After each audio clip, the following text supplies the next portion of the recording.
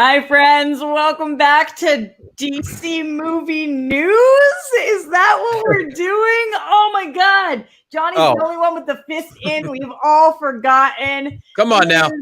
This special late night edition. Yeah, it's this year. It's this time. But we couldn't get through a Wonder Woman without coming to talk to you guys with a whole spoiler review. And I'm not here doing it by myself. That man, the myth, the legend, the guy in the Wonder Woman shirt, like looking like a smooth, laid-back king right now. Adam Gertler in the house. What's up, everybody? It's so nice to be reunited with you at the end of 2020, guys. This is a great thing for us to do, to say goodbye to this crazy, crazy year. Adam, you look like you're about to invite us all to lay on your rug. And honestly, I would, at this point, I think we'd all say yes. That's just soft rugs. That's just how it goes. The rugs. It ties the room together.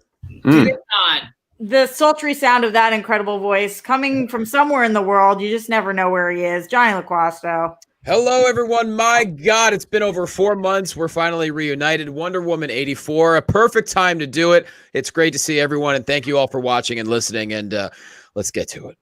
Sucking on balls right before this show as he's just munching on those balls, rubbing those balls in our face. Wouldn't let anybody else have those balls. Mikey Christmas. Hey. Yep. Oh, my gosh. I'm in my onesie. I hope you don't mind. Is that what you're in right now? It's a onesie. Oh, my goodness. Wow. There's a story behind it. Shannon and I had planned on, we were going to take each other. Our gifts to each other was going to Mammoth for a week to ski. But COVID called like in early December and the resort said they were shut down, and Shannon had bought these for us and, to wear on the trip. But then we were like, well, we're not letting this go. So I've had this on Christmas Day and I have not taken it off except to go to bed. So you watched Wonder Woman in that onesie? Yeah. You did. Yeah. Did you see my video? I was in the onesie. Yeah. Not only did I see your video, but I'm pretty sure somebody a lot more important than me saw your video. We'll get to all that, though. I'm not taking this damn thing off. So you're right, Roxy. I did see the video, and I loved it. Who else saw that video? Ryan Nilsen, our amazing producer, but now coming in through with that hosting seat. Oh my goodness. I know. I'm honored to be a part of this, you guys. I feel like I'm with the Justice League right now, and I'm just like a boy wonder Robin who just had the pleasure of hopping on. I mean, I'm on a panel here where people are getting quote tweeted by the director today, and it's Mikey Christmas time. It's Roxy Stryer time. Adam Gertler. I'm just happy to be here. But happy holidays. We got 3 days left of this year, and it's an honor to be joining you. So is it still the holidays? I mean, this little Jew girl doesn't understand. So it's still like we can still go around. You're a Jew girl? I'm a little Jew girl. You are. I'm a little Jew girl. That's what I am. Of course, Roxy, everybody gets to come back together for New Year's Eve and New Year's Day. Like that's how we end it. We end it all together. No religions involved. It's a great way to kind of just bring it all back.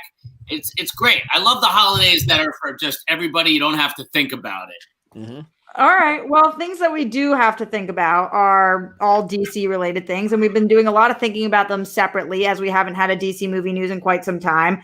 But now we're finally back to talk to you guys about Wonder Woman. We've all watched it. Some of us a couple of times. Johnny, not till today, because where the hell were you, Johnny? It's been a busy number of days. I just got done watching it like 20 minutes ago. That is so crazy. Oh we were going off in our text chain, and I was like, this is going to get spoiled for you, Johnny, but we didn't. We kept it to ourselves.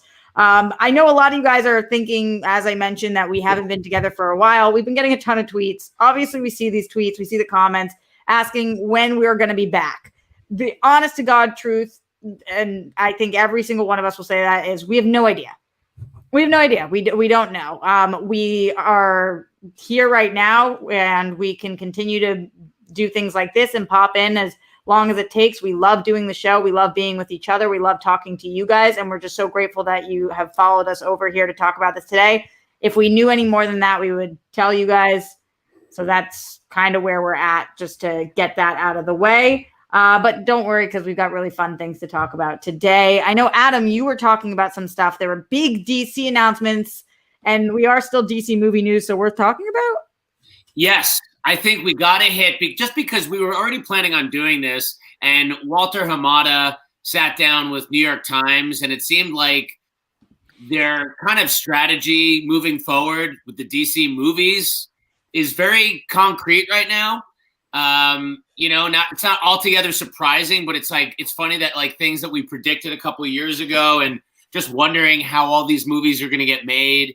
It seems like they're going to really up the productivity from 2 to 4 major releases a year, at least a couple of films happening on HBO Max. We already know of 2 HBO Max shows that are tying into films. Interestingly, one of those films could be considered DCEU. One of those probably not, like Matt Reeves' The Batman, right? Like almost, I don't know if that's been officially said, but kind of implying that is kind of separate, and the DCEU stuff will kind of continue with Gal and Momoa and Ezra Miller and Green Lantern and all that.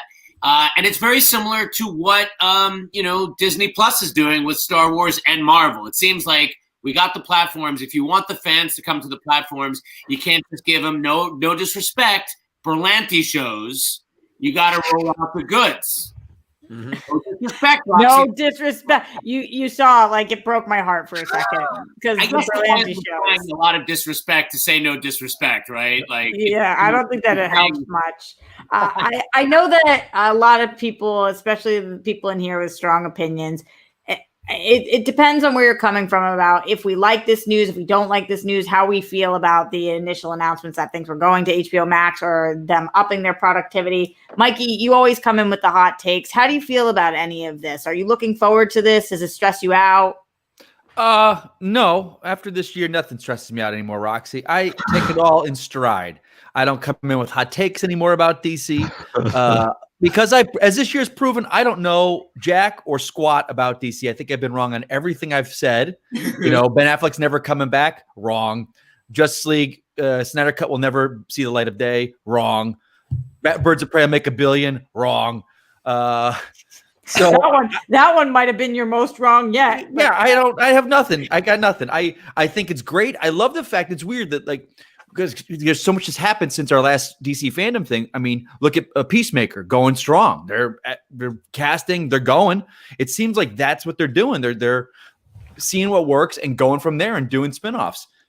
What does he say? 6 projects a year they're doing, 4 theatrical, 2 DC Max. Yeah. I mean, hey, oh my gosh, I never thought Affleck would come back either. I said, no, he's not coming back. He's done. He's coming back. To me, it's I'm just out here enjoying it. I'm enjoying what we get. I really am. For sure. Obviously, we have to enjoy it. It just seems like a very lofty thing to have as a goal when we still don't know when society or the industry will get back to, quote, normal. You know what I mean? And this is coming from a healthcare perspective.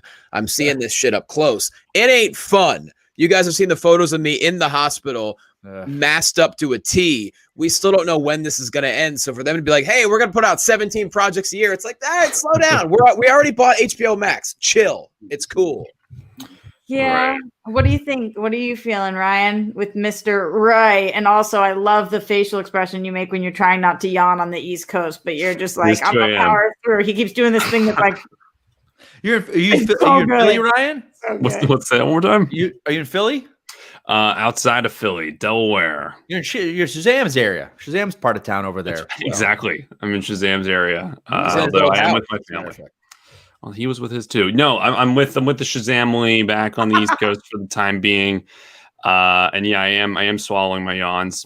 But I also think that this news is something to yawn about because frankly, I can't trust a Warner Brothers release slate. Like they haven't earned that right yet. They've done this so many times. Like, is The Trench still coming out? I don't know. Are we still getting Man of Steel 2 or not? I don't know. Like, I can't trust any of these things. Although I will say this, the one little loophole in this big announcement is I bet a lot of these are Vertigo properties or films. Like, I don't think we're getting, 7 The Batman caliber movies with this. So I think they could hit this goal.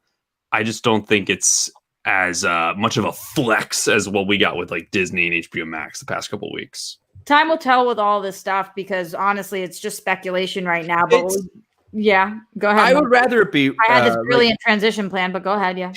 I'm sorry. Yeah, Well, was really Rox, it wouldn't be DC movie news if I didn't F up your transition and step on you. Come on, kiddo. It was just like Here so we are. smooth, and I was just going to Come on, here we are. Yeah, Don't you forget, Rox? I'm the king of segs. I'm the king of segs. Rox. I did. How could I forget? How could I forget? Now. I'm with the king of segs. Wow. Come on now. Yeah, no, but it was going off what Ryan said. Like, yeah, the whole publish a slate. I love what they did with Peacemaker. They just dropped it and they said, hey, casting, here we go. We're going with it. Scripts are in. I would rather them have a few bullets in the chamber for the project before they start shooting things with nothing to show. Like, cast it already, get scripts written, and then say, this is coming. Here we go. Because like Ryan said, The Trench, remember the Amazon movie, Spielberg's Blackhawks, like Ava DuVernay's New Gods. Oh, right. Where is all that? We haven't talked about that one in a while. Yeah, so I feel like Ryan has gotten very jaded not being with DC I love News it. every week. He was just like, Ryan, no, Ryan, F but that's the you. end. That end's rubbing off on you. You're becoming hot and jaded, and I love it. Well, It's Christmas's role of But being hot. the last thing I'll just say about it is that you got multiple levels of the multiverse happening. You have things like Justice League, which they've said, even though that contains characters that are in the DCEU, Justice League is not going to be a continuation point. They've made it very clear. They called it like a narrative cul-de-sac. So it's like a sidestep, even though it's in a universe you kind of know. So they're just setting up expectations for that, which I don't think is too surprising. But then you have multiverse films like Joker. You're still going to have more EU films, and you're going to have side projects that are just in the multiverse. So it's all very cool. Before we get to any of our own opinions on what's actually going on tonight, which is talking about Wonder Woman, I do see some things going on in the Super Chat and in the Streamlabs, so I do want to hear from you guys. Orlando Orego says, if you tweet to them, they will come together. Happy to see you guys together. Hashtag DC Movie News. And my tweet back, I wanted to make so many references about like, don't recant your wish and we are here or whatever. But then I was like, am I going to get called for spoilers? So Probably. Sure you would. Yeah, I know. Well, here's my question though. Is this a spoiler review? I don't even know. It is, right? I think if DC Movie News is coming together to talk about Wonder Woman, like I think if you guys are here watching this and you haven't seen Wonder Woman, bounce. Look, it's not that we don't want you here, but like, and here's I just wanted to make sure it's fair. I just want to make sure if this is not a spoiler review and we're going to talk about wishes, I will just I'll make a Kazam the Rapping Genie reference so people don't worry about me spoiling Wonder Woman 84.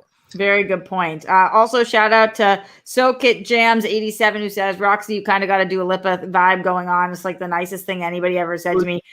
I want you to be honest with me. I knew that was coming. Coming. Were you saying, I want you to be honest, Mike? Yes. I saw it in the super chat and I was like, who the fuck is Dua Lipa? Is she an art, like a painter, a famous? She's gorgeous. Dua Lipa? She was on SNL. She's a singer, a musician. Work with like Fucka Twigs? Dua Lipa. FKA Twigs, not Fucka Twigs. Fucka Twigs. Fucka Twigs. Oh my God. Bummer. I miss this so much. I need this in my life. You should have seen Shannon's when I asked, like, what is with this Fucka Twigs? Who is this? Oh, that's so It's like FKA Twigs. I'm like, what? In Mike's defense, I only know who she is because her videos are on at LA Fitness all the time. Oh my. Oh, yeah. I mean, it's really Roxy, how you would really look like her if you had your dark hair again. Remember that? Yeah, I do. It's almost coming back because I have a picture of the four of us on our fridge. I think it was Roxy, your birthday, back in the old studio of how different we all look. It's crazy. Roxy, anytime I talk about being single and alone, Mike says to me, well, maybe you should dye your hair back. I do not. Just what my life is. Shut your mouth. Well, maybe you wouldn't be so alone if you had brown hair again. And you shut your mouth. That's where it comes. All right, more things going on. Streamlabs.com/Roxy Stryer is where you guys are submitting these. D-Train says, what up, DC crew? I thought this movie was a disappointment, to be honest. We'll definitely talk about that. At the end of it, I felt like there was no purpose to the story. The opening sequence was great. Performances were good. Score was solid. Dynamic between Gal and Chris saved the movie a bit, but all that wasn't enough because the story wasn't good.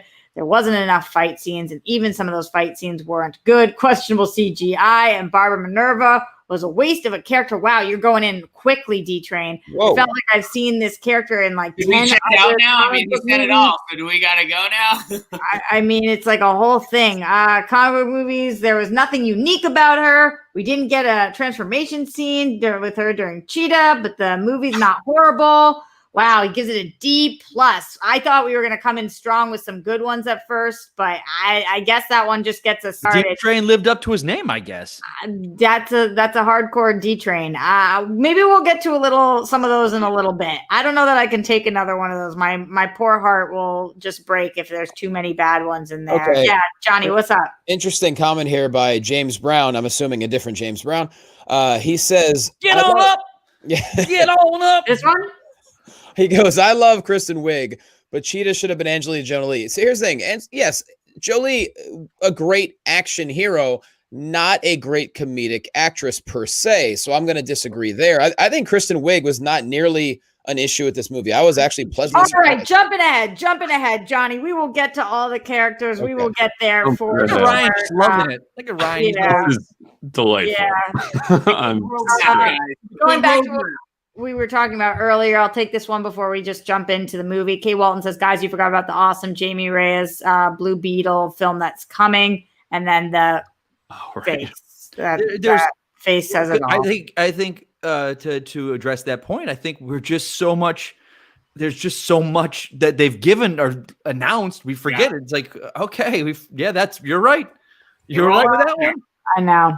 All right, let's get into it, guys. Let's start with our review because it's Wonder Woman, it's DC movie news, and it's time to break down this movie. Yes. Real quick, I got to refute. Patrick Glanville says, we didn't want a friggin' comedy in response to me. I'm not saying we wanted a comedy. Kristen Wiig's character was a nerd. Can you see Angelina really playing a nerd? Johnny? No.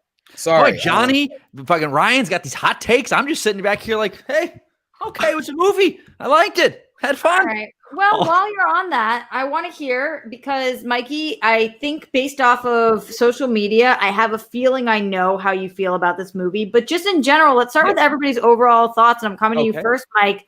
I know high expectations going into this because you loved Wonder Woman. But how did you feel about Wonder Woman 1984? To me? To you. Okay, well, I've learned my lesson from our Justice League review and my debacle afterwards. I don't like to say my thoughts until I've seen a film a few times now, and I give it breathing room. So it's had like almost 4 days. I've seen it twice. I wanted to see it a third time, but I didn't get around to it. I really enjoyed this film. Is it as good as the first one? It's a completely different movie. I love the fact that it's a sequel that didn't do what sequels do, and that is take everything you love about the first one, crank the volume up to 11 and just do the same thing. Guardians of the Galaxy 2, Ghostbusters 2. I could go on. Like one of my favorite sequels of all time is Temple of Doom to Indiana Jones. Oh, yeah. It is a 180 degrees different movie than Raiders of the Lost Ark. Raiders is a better film, start to finish, but Temple of Doom just tries things differently. And this film, 180 degrees different, went for it. There was, I see all these, Twitter went nuts this weekend. Maybe it's because we haven't had a movie to talk about in 9 months that people want to talk about, but my God, did people have hot takes. Some disturbing takes. Diana Prince is a rapist now all of a sudden. Diana Prince is a rapist. The rapist Patty Jenkins is racist. These people have never seen a TV show called Quantum Leap. I don't know. They've never seen a thing about body switching before, but it was magic. It's magic. It's I enjoyed. Shannon and I sat here. I just enjoyed it. All right. Off of the head, it's in the middle of my DC films. It's not at the top. It's not at the bottom. But I enjoyed it. I just enjoyed the film. And I'll tell you this. And you guys talked about this. I'll say this. When they did that announcement last month about it's going to streaming, I told you guys, it's like, I'm not going to see this movie. I'm not going to watch it. And I was like, I came in hot with a stupid take. And I was like, no, it's coming in. I'll see it. That was a wild take. Because I was so upset about it. Because you guys remember they had screwed Patty Jenkins over with this film for like a year now when they're going to release it. And she wanted it theatrically. And that was the thing. And they kept pushing it and switching the date. And this is before COVID. It was supposed to come out a year ago. So I was like, I'm not doing this. I'm not going to streaming. Can I just say is that it was a hot take. And I thought you were insane. I know you did. But I showed a loyalty to Patty Jenkins and her vision. That's what you were dying on. That's the hill you were dying on. Like some Trump supporters will back Trump no matter what. You were like, I'm with Patty, not making a comparison saying they're the same. I get you. Diehardness. Yeah. That really paid off today. So good on you, man. I did. There was no chance. There's You know no about theater. that. I don't know. Did she? Has she followed you before? I don't know. I don't know. But there's pretty just cool. no theater here in LA. If there was a theater a couple hours away, I probably would have driven to see it. I did that for Tenet. But we're actually at a point in LA you can't go out. It's just bad right now. It's getting worse. So I said, you know what? I can't fight it. You can't fight City Hall, as the saying goes. I sat and watched it. I enjoyed the hell out of it with Shannon. Again, it's not perfect. It's not the first film, but I love that they took chances. I love we got some. We'll talk about where we get. That was my initial thoughts. We'll talk. Johnny, let me jump over to you. You just finished watching this movie. Overall thoughts? Fresh out. Yeah, fresh hot take. No, I'm just kidding. Well, I actually do plan on seeing this in theaters because, as many of you know, I now reside in Florida where there are no rules. So there's got to be a theater.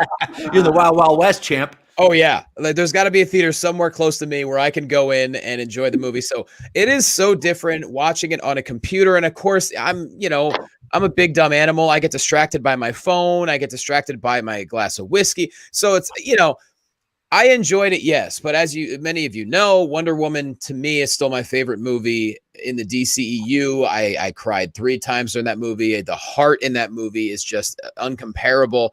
I did enjoy a lot of elements of this, but I'd have to watch it again and preferably in a theater to really give it a full. But no, did I enjoy it as much as the first one?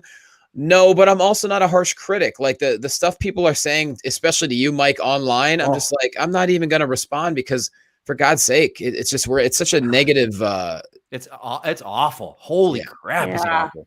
Yeah. Adam, I'm worried to come to you because you have been very coy in our group chat about how you feel about this. And I really don't know where you stand.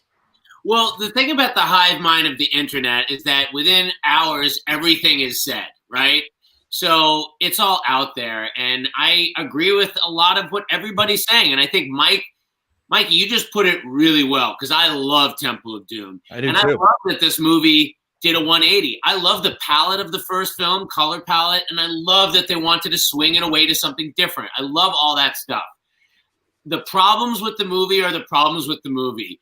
There are parts of this, and I think I've heard some people say that they didn't have like another screenwriter that worked on Wonder Woman 1 that didn't work on this. And I think the script is a lot of the problems with the movie. I really do, because there's stupid shit in all comic book movies. And the reason why so many people are bumping up against the stuff in this movie is that they just weren't sucked in enough to the point that they didn't care. And so everybody's pointing out the flaws and stuff. You don't question time travel and Endgame. There's enough. All right, we've earned it. We're on it. And people just weren't on it. So they're attacking. And I think that's such a good point, Adam. That's such a good point. I think people are very vicious right now in the way they're attacking the film. It's unnecessary, but there's so much gorgeous things about the film. It looks incredible. The music is incredible. There are great things. To Adam, to what you're saying, it's so funny because I was talking to someone about this. Like in Batman Returns, we just accept that Selena Kyle came back. We just accept it. She fell 80 feet, cat's liquor, and she's back with superpowers. Yeah. But this, it's like, well, where did the guy's body go? And how did she not know Steve was there? I'm like, what? Why are you? It's like I made a joke. It's suddenly these people become like an ex-girlfriend Nancy Drew with the magnifying glass. Like, I'm gonna go and find the receipts in every little detail about this. I must find out why it doesn't work. And just like nothing wrong with being Nancy Drew, ladies. Sometimes you just gotta check on what's going on, you know. Right. Roxy, what are you gonna hear this and go nuts? Here we go. Roxy, tell us what you think. Rox. I feel Why are you so excited about that, Mike? For the first time, Adam's takes, your takes. We haven't talked about this as a team. I know. I don't know what you guys thought. I'm excited. I'm a fan watching my DC movie news before I join you guys right now. I'm a fan. I'm sitting back having a Coke and a chocolate ball. I think a few things, obviously. I did myself the disservice of watching Wonder Woman right before watching this movie, which I wish I hadn't done. I love Wonder Woman so much. Every time I watch it, it means more to me than just a movie. That movie, you guys know, is like, I'm really, really, truly connected to it. I still remember our first time we saw it and we talked in the studio and your reaction. And it just like, even when I think about it, it gives me chills. And that movie was able to accomplish something for me that very few movies are able to accomplish for me.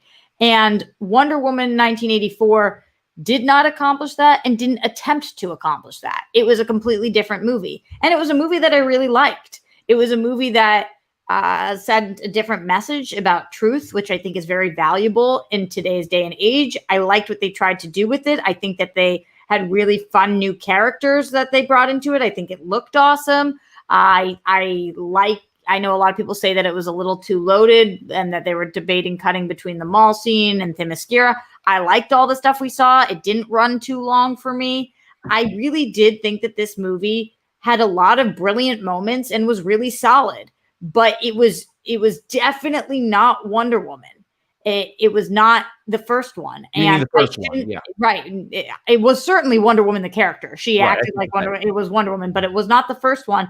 And I really wish that I hadn't gone into this thinking that this was going to be that, because that was silly of me. That's on me. I shouldn't have gone in thinking this could do for me what Wonder Woman did for me, because it wasn't even marketed that way. So I also, in general, I will say my biggest issue with this film is the premise. So that's a bummer, because kind of similar to what you were talking about, Adam, with the script, the performances aren't a problem for me. The way it looks isn't a problem. The direction isn't a problem. I love all of that. I don't actually love the premise that much. And so I had to talk myself into it and be like, okay, but this is the premise, Rox. So either get on board or you're not going to like the film. And once I was able to be like, all right, I mean, this premise is fine, then I liked it a lot more. Roxy, and to all you guys, and ladies, do you guys feel, because I'm very curious to see why people have had this reaction, because the marketing did not mislead. No, not at all. Every trailer, every piece of PR that they talked about, the posters from the beginning with the hyper colors, they always talked about the mall sequence. They put it all out there. Like, we knew Cheetah was in it. We knew it was all about, Max Lord, kind of something's going on there. This was not like you showed up like, wow, this is a different movie than the that's trailer. why I said this was on me. They didn't lie. They put it all out there, and they weren't trying to, sometimes you're like, oh, wow, they were really giving us, like, Justice League is a great example. Those Comic-Con trailers to what we got, you're like, oh, wow, this is not what they showed us in the trailers. There's missing scenes. This was out there. It was all out there. They didn't pull a switch. Yeah, they absolutely did not. Ryan, I want to hear from you, though. What do you think? You got a hot take, Ryan? I don't think this is a hot take. I think, it's interesting. So there's a conversation about this movie, and then there's a conversation about the conversation about this movie, and everything that you're talking about with the marketing. And it sucks that we need to bring that up. Like, it's unfortunate this is a movie where you can't even like share your thoughts on it until you kind of like talk about just this onslaught online. This is the first, I think this and Soul are two of the first movies that just had so many eyes on them in like a pandemic world where everyone has a phone and can share their thoughts immediately and have free access to this if you pay $5 a month for a service. Way more than Mulan. Way more. Way more. So like it's nuts. It's also, I think, really good for the movie because I think it's getting an insane amount of press around it, whether it's positive or negative. But all that aside, it takes a lot, I think, for any movie to make me mad. And this movie certainly didn't make me mad at all. So to see people like really mad about this, that's the thing that's kind of the most disturbing to me. But when it comes to this movie, I definitely was disappointed. I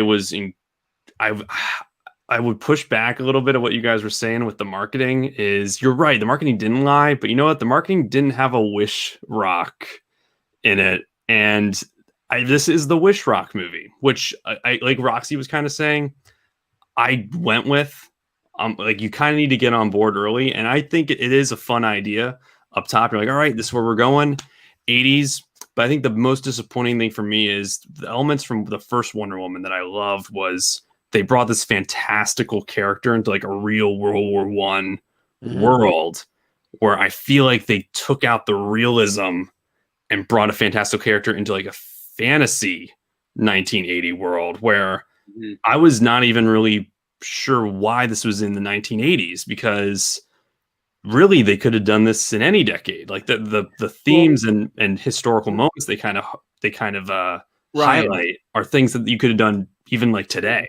To your point, Ryan, and maybe this is a different perspective, as in of the five of us in this room, I'm probably the 80s kid so much. Adam, I'm more older than you, right?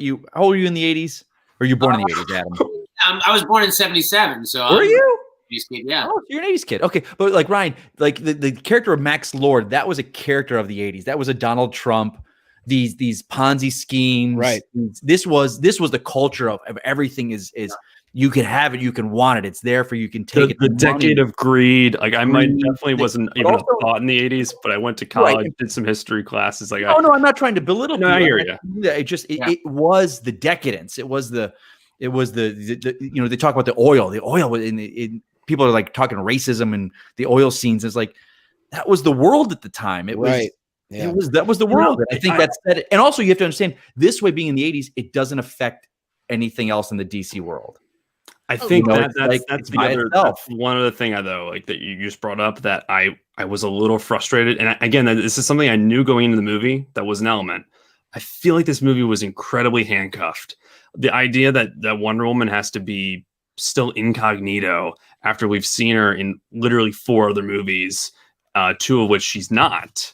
And it's nuts to me.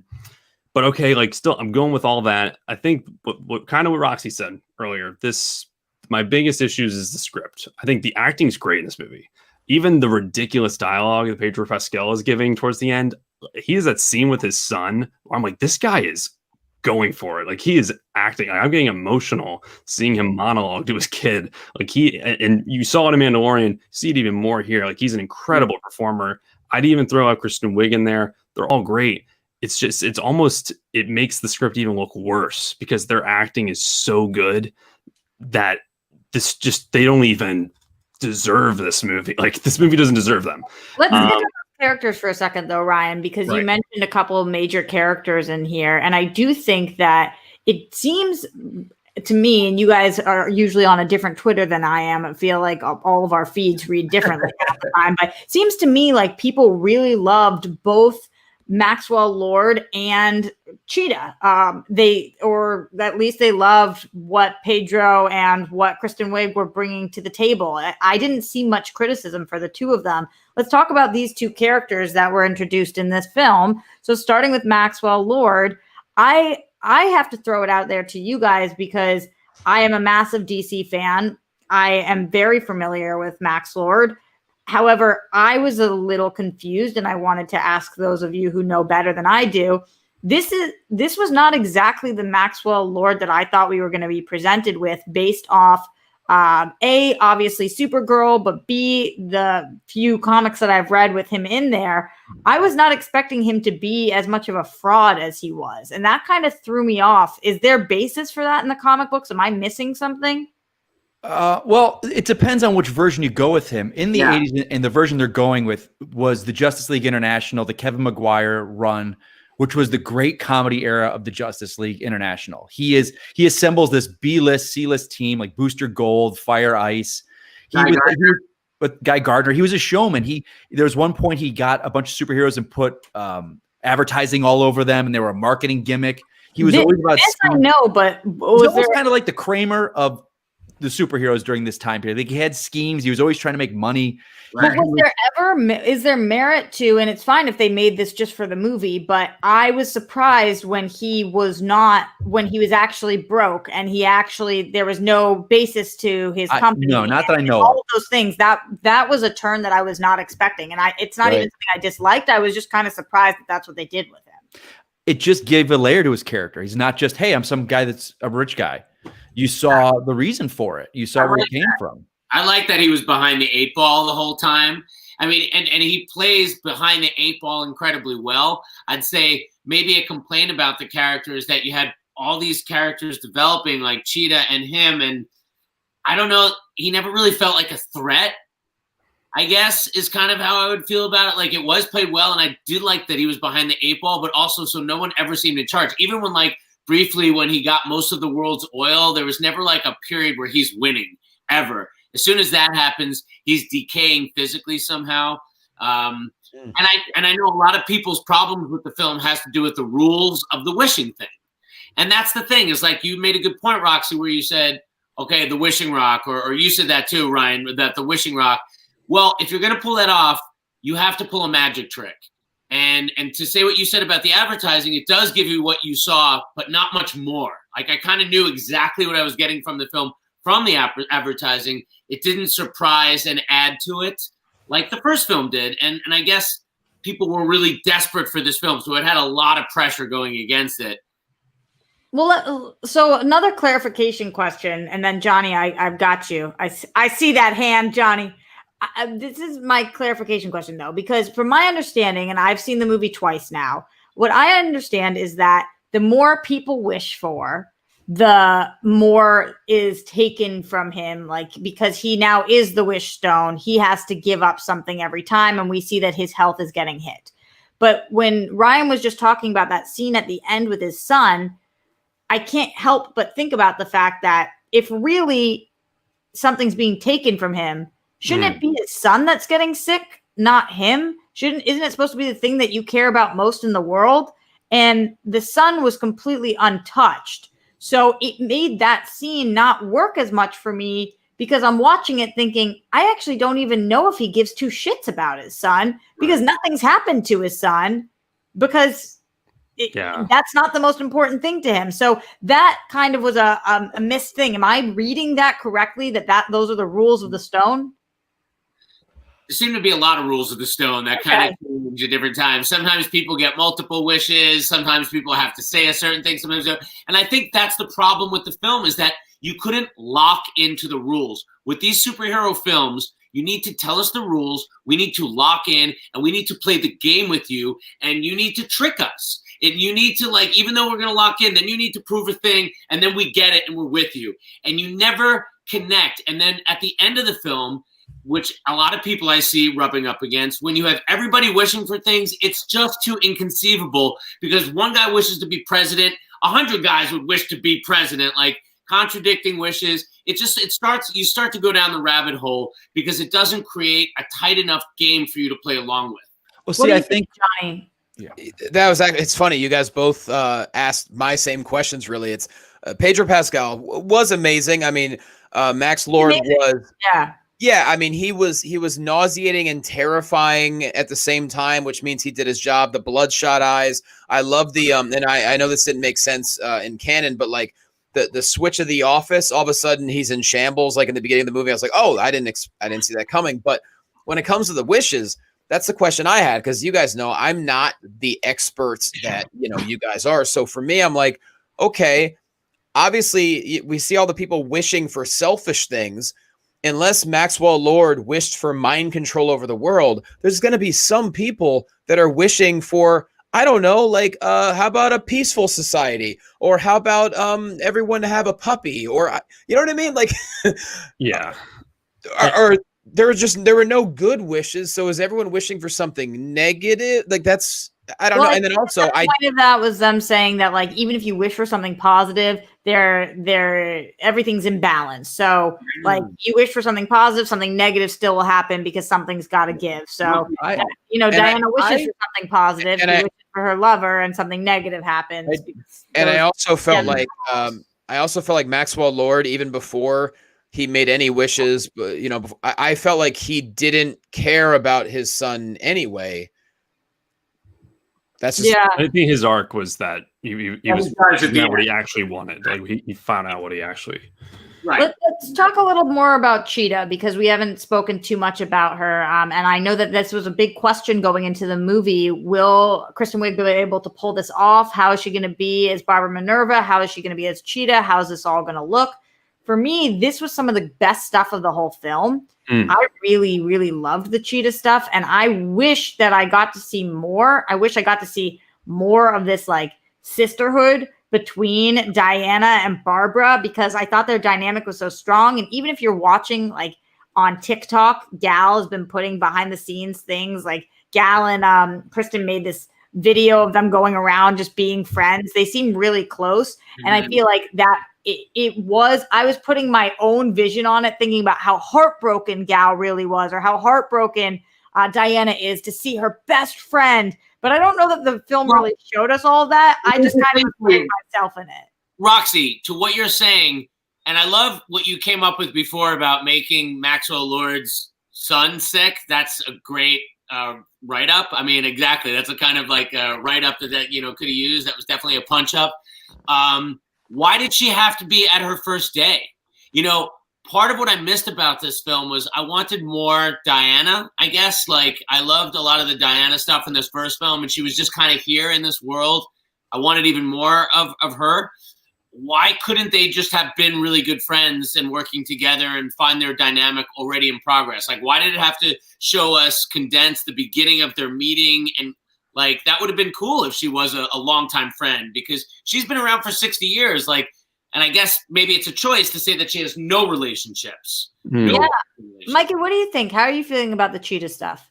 Well, she was one of the people that I was worried about being cast in the role. I thought she was one of the highlights of the film, and I really disagree. I don't think you should have seen their friendship, because when we're friends and we spend time with people, we rub off on each other. We take more. Diana could have given her confidence by hanging out with her more, introducing more people.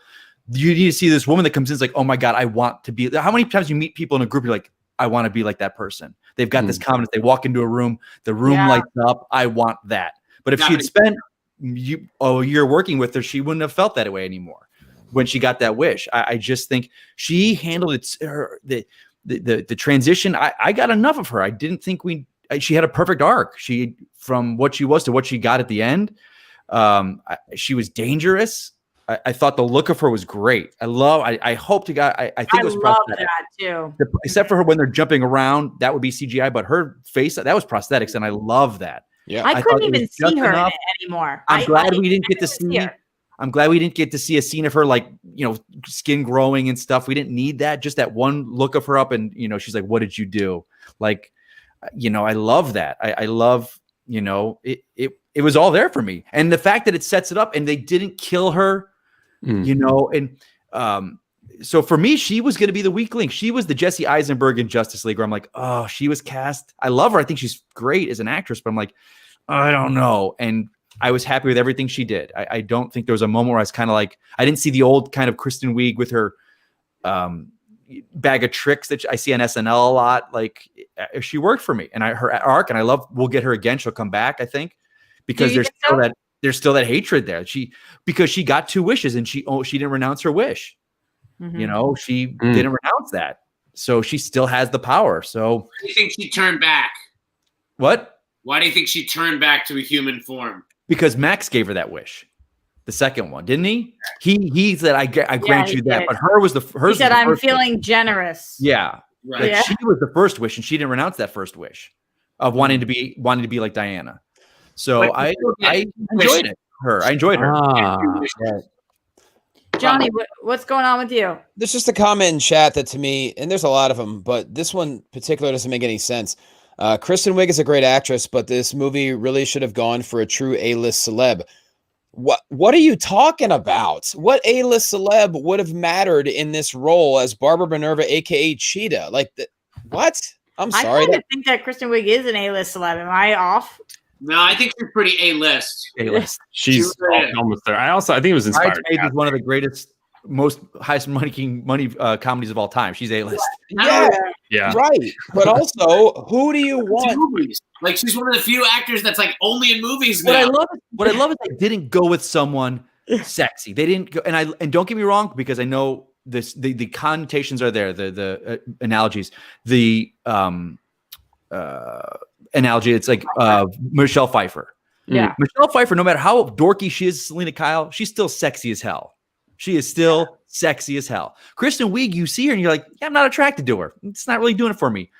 And the change happened. You needed that. You didn't need, and people I saw Angelina Jolie. They wanted Angelina Jolie as Cheetah's like, you throw some glasses on her and you're not going to, she's not a dork.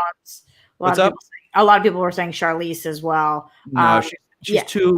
To me, I think that Kristen Wiig is absolutely drop dead gorgeous. I think she's stunning. But I agree with what you're saying, Mike, that when you put her up against Gal, who is maybe the hottest woman on the planet, right? And they're on purpose making her look like schlubbish and dressing her down, it really works. And then when she has that transition, this was some of the best acting that we've seen from her. And I don't mean that to say that she hasn't been incredible in everything she's been in, but this made me look at Kristen Wiig and be like, I want to see more from this woman. And I want to see more. I love the chat's like, Mike, she's hot. She is hot. It's like, it's subjective. People are thinking people are attractive. When I see Kristen Wiig, I see, look at my tiny hands. That's what I see from 10 years of SNL. So yeah, it's good. She's hot and pretty. You all love her. Great. The flip I thought worked great. Honestly, my thing with Cheetah in this is I was disappointed to see that she was the second tier villain in this, because it was Maxwell Lord, and that's another thing from the trailer that was a little like, I thought it was gonna be the other way around. I really thought he was gonna be this background villain, and she was gonna be number one, because I was really interested in this woman to woman relationship. Like, I loved how they had this friendship up top. She wanted to be like Diana, and then when she gets these powers, even like those few scenes coming home at night in the park, when she like kind of just goes over the top and kicks that guy like one time too much and like kills him. Like, there was some really nuanced, interesting stuff going on there with her character. And the thing that just didn't, and it's tied in with this whole Rock and the rules situation, you know, she's already badass. She's looking great. And then he's like, but you can have more. Cut to, she's a cat. It just didn't, I don't know. It didn't work for me. I know I'm not too familiar with the comics. That transition though was just such like and we're coming off of Tom Hooper's Cats. Like, that was just a leap for me a little. And I really do wish we could have had more time with her, or just more focused on that. Cause that to me was the nuanced, interesting relationship in this movie. Adam, take it away. Well, it's a lot to balance, even in 2.5 hours, where we're used to these like TV shows that give us 8, 10, 12 hours. Like, it's a lot. You know, I know we're going to get to start talking about Steve Trevor soon, but like, Let's just do it. Jump in, Adam. It does feel like the film is built around the idea of how do you get Steve Trevor back, and he's great when he's there too. But it's a lot of characters to focus on. I also didn't mind the Quantum Leap thing. I didn't mind, just to finish up about Kristen Wiig. Like, it's okay that she can be hot, as you say, but also very average, and she can play both in like a heartbeat. And that's like on a scale of 1 to 10, how would you say? I mean, like, let's all just rank Kristen Wiig, you know, on a binary scale. Yeah, continue. I mean, you know, but that trope works because the whole point is that it's not the physical thing; it's the confidence that you exude, right? So that's the whole point, right? So she starts to change. You know, but it's really just her confidence, but it becomes completely warped. That worked for me. And Trevor worked too. Seeing numbers in the chat, by the way. Yeah, it's a joke, guys. It was a joke. I don't actually want us to rank her hotness. No, God. Oh, God. And I'm glad I didn't fall for it. 6, by the way. But 6. You know. Wow. Yeah, it was the Steve Trevor stuff, you know. I mean, it was great to see them together. And a lot of that stuff that we got from the trailers was some of the best stuff, you know. So, again, it was just like not a lot of surprise, but it was predictably good, and it was good. The Steve Trevor stuff worked so well for me. I have to say that I loved the Steve Trevor stuff in this movie. And I think, even though you're right, Adam, that a lot of it was like, let's do this so that we can get him back, I actually didn't care, because all I wanted was him back. I just wanted him and Diana together, and I wanted that chemistry. And I, as you guys know, I'm a hopeless romantic. I'm a lover of love, a shipper of ships. And watching them together and having, for everybody out there who's like, I can't believe this is a movie about a woman who my God, 70 years and she hasn't found anybody else. And this is just setting back the woman's right. Steve Rogers. So he got over Peggy Carter, and he was like frozen in the water. I'm like, I know. I think about it. Holy Christ! It just doesn't hit me that way. It doesn't hit me that way. As a woman watching this, in no way was I like, this is offensive to women because she would have moved on. I'm a real believer in true love, and I feel like she was in it. And I feel like she didn't want it. She wasn't trying. Yeah, he was taken from her, and Wonder Woman. And also, they never even got to say their final words because she was dead from the explosion. Yeah, and it's not like what she didn't say was, I have not found anybody and I have been looking, but I just can't do it. She just kind of became like this. We saw she didn't even want to go out with Kristen Wiig. She's not going out to lunch with people. She's not putting herself out there. She's staying home, and she knows she has forever. So to me, that stuff really worked. The Steve Trevor stuff was some of the most incredible in the film. The moment that we know that he has to get taken from her again, it was just so powerful. So I was really into the Steve stuff. Jonny, how are you feeling about Steve Trevor and his comeback in Wonder Woman 84? Yeah, I'm still confused. Obviously, he was in a different man's body. Yeah. So, Oh no, are you one of the people claiming rape? No, come on. It's a movie. These are fictional characters. I'm not. Who am I to say what is what? My point is, so Steve Trevor, it wasn't actually him, and then does he just disintegrate like Thanos snapped his fingers at the end? Like someone. You mean like where's his body? Well, yeah. I mean, because it exploded in the plane, probably, right? If he looks like the other handsome gentleman. Is it really Steve Trevor, or is she just seeing Steve Trevor like it's Shallow Hal? No, it's Shallow Hal. Right. It's Shallow Hal. Exactly. Boy. I felt bad for that actor because you guys seeing he's getting a little bit of slack online. Why? Why is he getting slack? Little known fact about that gentleman. He was a Nightwing character in the early 2000s Birds of Prey TV series. He was a character that was supposed to be he was a Nightwing type character. They never called him Nightwing. He was trained by Bruce Wayne, and he played this love interest to Barbara Gordon in the early 2000s. Wow, that's so cool. That is cool. Getting crap. What's up? Kind of like what we were just talking about with the Kristen Wiig situation. A lot of people not thinking that he was attractive enough. Wow, really? Have you not been seeing that? Man. Yeah, I thought he was very handsome too. It was unfortunate to see. Sometimes I'm on different Twitter than you guys. I think his character was nicknamed handsome I thought man. the same thing, but like you see, he's a really handsome guy, and then you see why Chris Pine is a movie star. Yeah, He's literally a Hallmark guy. He's got weird features. Like Chris Pine has really bizarre features that make him an excellent-looking movie star. And when it flips around, and you see the other guy to him, you're looking at this movie star face. Yeah, I it's know. Undeniable. What did you guys think about Gal in this movie? Obviously, we've seen her as Wonder Woman in a few movies before this, but how did you feel she did in Wonder Woman 84? Mikey, I'm coming to you. I thought she had so many wonderful moments, and her acting has gotten better and better. A lot of people, ever since she debuted, were she's a little stilted, this and that. She has grown into the role. She commands the role now.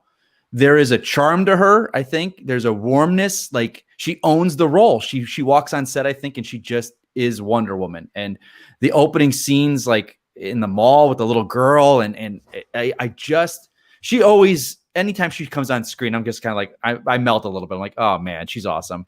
Her and Chris Pine are so good together. And I believed every moment of it. People talk about this big thing, like they never even consider the fact that she's another man's body and this, that, like, they absolutely do. Steve Trevor tells her they have a scene the next morning. He's like, we can't do this. We got to fix this. I can't be here. And she's like, no, I've never wanted anything. I want this. I'm not giving you up. Like, she becomes selfish, which is not her. It's not Wonder Woman. And you see in those scenes, and the scenes where her power's taken away and she doesn't want to leave him. That's always the strongest stuff for me. The two of them, we got what we loved in the first one, and took it to the next level. Ryan, what about you? The reverse fish out of water is great. I thought it was so fun. Just seeing her like lead him through this world. And the first movie was the opposite. I really like that. I think Gal Gadot is she, like you're just saying about Chris Pine, she is a full-fledged movie star in that there's just something that draws you every time. And I don't even know if it's necessarily always her acting or even always just like how beautiful she is. She just has this presence that, like, when she comes on screen, that's Wonder Woman. And a lot of people are making this, I saw this online, of a comparison to Arnold Schwarzenegger. I don't agree with that maybe in terms of like acting capability, but I definitely see a parallel where, like, when he is on screen, like, that it is Arnold. Like, that is all your attention is on because it's Arnold. Well, I think that's how to pick out. I just recently rewatched the original Conan. And to your point, like, yeah, is he acting? I don't know, but it's one of the best performances I've ever seen. Right. I mean, but like you were kind of saying though, with their dynamic throughout this whole movie. I thought it was wonderful. I just think not to go back to the guy, but it's a weird hill to die on in a movie where you have a magic rock that can just bring up walls in Asia and can like transport $2 billion to everyone's like desk all around the world, but you can't just bring Chris Pine back. Like, I don't really have an issue with the thing is, Ryan, she didn't. It was never like, I want him to come back and be whole. She just saw the rock. It's like, I know I would wish for. Yeah, it. she like was fucked up her wish, kind of. Yeah, it's kind of like first wish. She just saw it. It's like, God, I want him to come back. And the rock, it's the magic in rock and anything in Aladdin in every movie. It's not. You don't want to wish. You would rather. The smart thing is like, nope, I'm not doing this. I'm not going down this path. Nothing good comes of it. And so I see someone in the chat said, Mike, the body was swap. It was about the body swap her powers. It wasn't. Watch the movie again. There's a scene before she starts losing her powers. He goes, we can't do this. Right. Like they're in her apartment or his apartment. I forgot where they are, but it's before she starts losing her powers. And they realize that Chris Pine is like, this is wrong. This isn't right.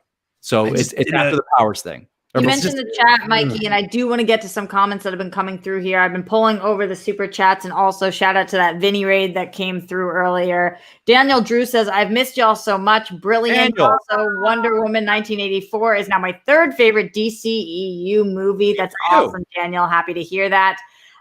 Jarrett Barkley says, people can like it and people cannot like it. That's the whole comment, and I think we definitely all agree with that. There you go, buddy. Christopher Henry says, I've loved Wonder Woman for 25 years. Love the first film. I love the new tone, and the acting is superb, but the screenplay has too many problems. Okay, fair, Christopher. Kit Jams 87 says, saw Wonder Woman 84 in a Central Florida theater. Shout out to Johnny. Very dry to mixed reaction, although seeing a very full theater again did my heart good. Wow, hearing the words full theater makes me incredibly stressed out, but you do you, boo. Hey. Micah says, hindsight is 2020, but if a wish can create a nuke, it can create a new body for Steve. LOL. I think that's Ryan's point. It's just, she did. Yeah, I know. And you know what? And it could, and there's no movie. There we go. I know, but Mike, that's the big problem with the film is like their premise, their MacGuffin wasn't solid enough to get people on board. That's what people were brushing up against. Like they didn't solve that trick. That's the big problem with the movie is like if this many people are brushing up against, it means it didn't do its job in making people forget. All right, so let me ask you this. Steve Trevor creates the body. They create a random body for Steve Trevor. He's out of the air. She still loses her powers, though, because it takes something from you. What does it change about the movie? It doesn't change a single thing. No, the movie still goes. The movie, we still get to the point of her renouncing her wish. The fact that it doesn't accomplish anything. It's all these details is a result of it not sucking people in. That's all I'm saying. This is a stronger choice to go, he's back, the guy I love. Some other guy is not back. Some other guy is gone because my love is here. I'm not giving this up. And he's like, yes, you are giving this up. I have no problem with the body switch thing. I think it's actually a pretty cool choice. I think that PLD brings up the strongest point. The rules is all I'm saying. It's not consistent with the rules. They're not. That's a fine premise, but we don't know it has to be because the movie makes the wish rules whatever it wants to from moment to moment, so you never lock in. That's it. All right, I think PLD has it, though. I think it's more of horrible that the dude wakes up in the end. He has no idea he had sex with Gal Gadot. That's sad. There you go. 100%. So you're telling me every guy, and I say, I'll say this, Roxy. The people I see having problems with this body switching and dying as rapists, it's guys saying this. It's not women. No women is like, so, and every single guy, if you woke up as like, you had sex with my body and I didn't get to see it, this is bullshit. That's the problem. No one's gonna be like, I didn't consent to you, Gal Gadot. Wrong. My body, my choice. You took it from me. Wrong. No. One too many, and then you were able to be confident enough to talk to a girl that was out of your league, and you something happened, and then you woke up, and then you're there, but you didn't remember the naked part. That's the worst thing that could ever happen. I'm not saying it's perfect. But I am saying it didn't even cross my mind until fucking Twitter. Like fucking Twitter being like, wow, Wonder Woman is now a rapist. I was like, oh. Okay, the rape thing I wasn't thinking at all. But in my head, though, what was distracting is just this whole idea of like, wait, what happened to that guy? Wait, does he Right. like? And now I'm thinking, well, they're having these beautiful moments that I'm supposed to be paying attention to in the movie. I'm like, wait, does that guy have a job? Wait, is he missing his job right now? Wait, is he? Why wait, are does he you have a thinking family? about that? Get your head Because in the they didn't game. explain it. Like that was the bit. That was the thing for me. It was just a little. Ryan, like That was on the that distracting sense- part. But on this sense, I think I you're didn't the even problem, think about it. Ryan. I might be. It was less than 24 hours. My family, if I disappeared for 24 hours, no one but my girlfriend would even think about it. Especially what's going on right now. No one go, where the hell did Mike go for that 24 hours? But this is in the 80s. No one knows what's going on right now. It's not pandemic. He was gone. I last saw him. He was in a onesie. Well, he's been in that Work, people onesie. like, hey, dude, why didn't you show up yesterday? It's like, oh, For I didn't show up yesterday? Oh, I don't know why. But the thing is, but even at the end, though, at the end, the government guys are like, the nukes are disappearing, sir. Like, their memories weren't wiped. So there's this day in 1984 that everyone was like, remember when all that crazy stuff happened? And they don't really bring that up in any of the other. Well, we don't know that their memories don't end up wiped. When the nukes disappear, the government officials are like, sir, the nukes are disappearing. Like, Yeah, but like we've got days to wipe them. You don't know. You know, a lot of stuff's happened between 1984 and.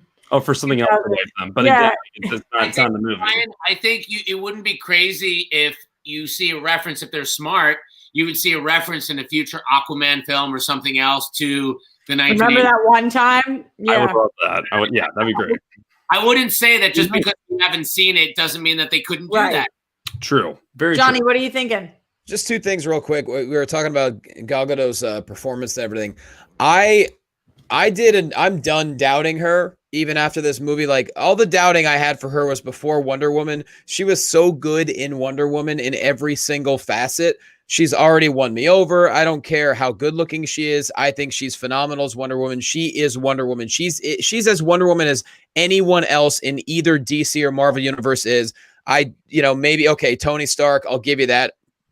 Robert Downey Jr., perfect. But I think Gal's perfect there. Was she as good in this movie? No, but we also have to look at the overall movie. Like Ryan mentioned earlier, the real life circumstances. World War II, both my grandfathers fought in World War II. That resonated with me. No Man's Land resonated with me. My grandfather fought in D-Day, almost died, resonated. 1984, she's talking to a corpse inside another guy's body. Okay, it's going to be harder to be emotional. So, like, I'm not going to judge Gal Gadot on this movie at all. She already won me over. And secondly, my favorite comment is from Waterbender Jay that says, if you want to enjoy a movie, don't overthink it. That's my motto. I think too much already in life. When I watch a movie, I just want to veg out. So that's the way I look at it. All right. That's a very fair, too. And I think people in the chat just want to argue. But yes, it was one single day. By the time she got the wish, Trevor came back, to the time the movie was gone with the wish, it was a day. End of story. More things going on in the Streamlabs, streamlabs.com/Roxy Strider. Hitman Hudson says, I love Wonder Woman 1984. It feels like a 2.5-hour Star Trek episode in terms of both its pacing and its overall structure. As a thematically sound morality tale. Pedro Pascal slayed. That's multiple A's. I cried when he was having that chat with his son in the end. All right, so he's in Mikey Christmas's camp. Lloyd Nance. I apologize. It was World War I. My bad. It's late. Whatever. Come on, John. It's fine. Lloyd Nance says, still haven't seen Wonder Woman 84 yet, but wanted to say hello. Lloyd, take off, buddy. Get out of here. Get out of here, pal. Glenn Caesar says, hello, Roxy, Johnny, Adam, Mike, and Ryan. Happy DC Movie News reunion. Thanks for doing the show with us. This is going to be really good. Looking forward to the rest of the conversation. Cheers to a fun show and a great 2021. Happy holidays. Love you all. Hashtag DC Movie News is awesome. Thanks, Glenn. You're a doll. Few more to get through before we get to some of our favorite moments in the movie. El Macha says, should WB have considered releasing the movie through streaming worldwide? Haven't seen it here in Mexico. I've heard this is a big problem with a lot of international people. That fucking sucks. That sucks. This happens with movies all the time, though, streaming or otherwise, where it's just released in different places way earlier. So I think we all probably think, yes, they should have considered. They probably did consider. I don't know enough about the business of that. If HBO Max isn't available in those areas, I don't know that they're making it on demand. Like, there's got to be good business reasons why they're not doing it. It definitely sucks, but I think it's because HBO Max isn't worldwide yet, I guess. Yeah. Bad Rabbit says, I did not enjoy Wonder Woman 84. I rented out a theater for my wife and I. Oh, that's so sweet. And it really disappointed us. I found myself questioning the movie more than enjoying what I was seeing on screen. Also, everyone is beautiful as well, but there's really something about Ryan. All right. Go Bad Rabbit. Go Bad Rabbit. Right. Hitman Hudson says, what we really need is a Legion of Superheroes TV show or movie. It's DC's best superhero team easily. All right. Just still having we're DC movie news, so you're allowed to talk about it. Legion, Mikey, is that like the future one with Superboy? Which one? The Legion? Legion of Superheroes? Or Legion of Legion of Superheroes. It's the future team. The teenagers in the future. Yep. 5, Superboy. Yep. Guys, Bad Rabbit comes back in and says, I'm convinced Ryan's secretly a famous actor. This motherfucker is too handsome. Amazing. Keep throwing it out there. There you go. Lay it on thick. Okay. Maybe I should take over this potty. Okay.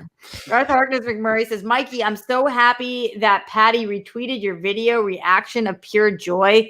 Patty and her husband Sam follow me, so I was hoping that retweeting it and tagging them might get Patty's attention. I'm happy if it helped. I was surprised that Patty also retweeted me. Oh, go Garth. That's great. A big moment. That's a big moment, Mikey.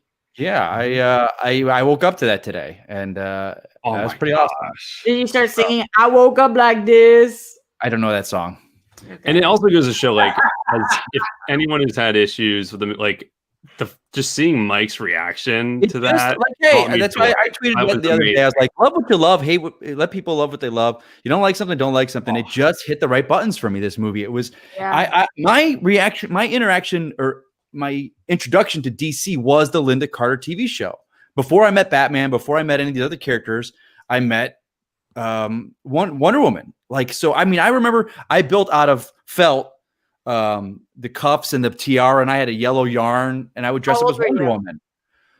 I had to have been like 5 or 6, maybe 4 or 5. That's awesome. 4 or 5. Wow. Yeah. So that was my first interaction. And then I got into Super Friends and the Superpowers cartoons, and then I got comic books in the 80s. But for me, it was always Wonder Woman was first. So that moment in the movie, like, we could say the spoilers, it was the Invisible Jet moment. Like, I was like, oh my God, they're doing it. Like, they created a brilliant way to do it using Zeus's power of keeping Themyscira disguise. So, like, how do you do an invisible jet? Like, how do you do that? And they created this natural way, and it led to one of the most beautiful scenes in the movie. And that, in turn, for me, and I guess why it just hits, like, I don't care about the body swapping, but the fact that then she learns to fly through Steve Trevor, like her love of him. So this will always be with her. Steve Trevor will always be with her now. So I see that, like, people, like, they want to nitpick the stone, and it's like, no, it's just, she will always be with him now. And I see those moments, and that to me is what hits me as a fan and as a person. And I'm like, it just does. Getting to our favorite moments, Mike, that was one of mine as well. I stood up. I jumped out of my fucking seat for the plane or her flying? The invisible jet and her flying. Honestly, both were, to me, so beautiful. That was the kind of stuff that I'm like, Patty just really does get it. And she understands how to show this in a way that was not cheesy, was not corny. It was so incredible to watch. And I've been waiting for this invisible jet and wondering if there's ever going to be a way they could do this where I was like, okay with it at all. Is it going to be the jet with her sitting in it? You still see her like the old cartoon did and the TV show did? Or like, why does she need a jet? And like, is it going to be goofy? And is it going to be weird? They did it. God, this was so good for me. Adam, you're leaning forward like it didn't work for you, but I can't read you fully. Well, no, I will say that, like, my reaction to the invisible jet is like, yes, the way they portrayed the invisible jet was genius. The way we got to it, though, was clunky. And those are the kind of script things that were a problem. Like, I wanted to see it happen, but just saying in the cockpit, Zeus did this, I only did this once in 50 years, here I'm going to do it again, I did it.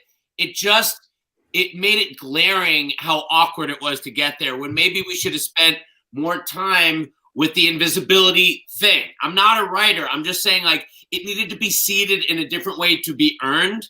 And so the effect was great. It looked incredible. The realization of the jet was awesome, but how he got there, to me. So Adam, But then to that point, and maybe it's like if we had seen her early in the film, like, this cup I am trying to do, and we'd see her a minute, mug 30 seconds, her making this mug invisible, like, the plane's going to come eventually in the film. She's learning invisibility. It's going to come eventually. And it's just like, it was truly shocking. It was a really surprising moment. And I love that it caught me off guard. And then when she is flying at the end, I don't know. I felt the same way that you did, Mikey, where it was just like anything that shows me that this is love. Like, this is love. Yeah. And it was really beautiful to see. Yeah. I know that a lot of people were referencing what they believe to be this film's No Man's Land. A lot of people said, like, there's a scene in this that will make you cry harder than you did for No Man's Land. I believe what people are talking about is the scene in which Wonder Woman decides to leave Steve Trevor. They make that decision and she walks away. That landed so fucking hard for me. Ryan, sounds like you too. Yeah, that's probably my like third favorite scene. But in terms of how they shot that, one take, pull around, seeing her run, which I thought was brilliant. The one issue I kind of have with that is just a lot of what we've been saying. I don't want to repeat anything, but I just didn't feel as much weight. Although I know when they had that conversation earlier that day where he's like, no, we can't have this. The whole idea of just the, you have to let go of me to keep using your powers. I don't want to bash something and not offer a solution. I would have loved to see something where she tries to have him stay for even longer, like maybe even towards the end of the movie, because that happens early. That happens with a good like 45 left in the film. And so I would have preferred to have that scene a little later. And maybe we even get her face off with Cheetah without her powers. Like maybe we get that justifies this awesome costume, this armor. And maybe this is like the Spider-Man 2 Sam Raimi. I don't have my powers and I just have to like go in with grit and glory. And then, okay, it's just not enough. And then you get that final scene of like, I gotta let you go. There's literally no other option. So although it is an awesome scene, I just think it could have been handled a little better.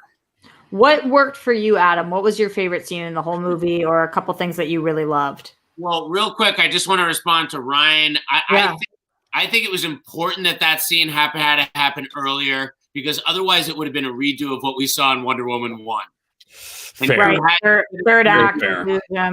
I do think that's important. And I also love the way they shot that. When I think about the movie, I think about how his last words were off screen. So awkward. So great. I mean, and that's the thing, is like there's too many great things about this film to dismiss it. Yeah. And that's why it's like, it's a bummer that I have to rub up against these just very, just like mechanical sort of issues, because there's so much heart there. And the film wants you to just embrace the heart and go on the ride. The problem is we've just had so many comic book films which keep upping the ante and doing different things. And so this film had a lot of pressure on it because the first film was so loved. It was an impossible thing. It was a sophomore album. Sometimes the sequel's great. There was a lot of expectation. I loved, like I said, the look of the film, the feel, the lived-in world, the music. I love what Hans Zimmer did. I love how he adapted what we already knew in the theme and made it new. Adam, you're talking about the score. Let me add to this part because it kind of goes into this moment. I had no idea about that this was a track called Adagio in D. Sunshine, yeah. But it's not Sunshine. It's a classic piece of music that was used in Sunshine. Right. Some people are saying, talking about? It's the track where she starts running away from him. Right. And apparently this is a famous music track. I've never heard it before. But then I looked it up. I was like, oh, it's been used a lot. But to me, and people says it took him out of the moment. And for me, it didn't take me out of the moment because I didn't know the music. But now thinking about it, what's any different than throwing in Immigrant Song in Thor Ragnarok, where it's a famous piece of music that heightens a scene? I'm very curious, being that someone is like Hans Zimmer, as a one of the top composers of our time, there has to be a reason why they put that in there. What that means. It didn't take me out at all, but there was a lot of people that says, oh, this movement was ruined because of this. And I'm like, and Ryan, to your point, a lot of people, they said, oh, it's the music from Sunshine. And I looked it up and I did Hans Zimmer use Sunshine, and it's just similar film. I know it is a song called Adagio in D. Right. It's been used many times. A lot of trailers use it. It worked for me. Hans Zimmer's such a great composer. I don't know why he chose this, but there has to be a reason. And I would love to hear the reasoning behind this. I bet we'll get that at some point. I bet that we'll get answers on that. Yeah, Johnny, I want to there's go some over to meaning behind you, it. and I want to ask you from somebody who, again, just got off this. Is there any moment that really stood out for you or anything that you particularly loved about this movie? Sure. I mean, it's as far as favorite scenes, it's easy to say, the fight scene in the White House or how awesome, Cheetah looked right before the fight.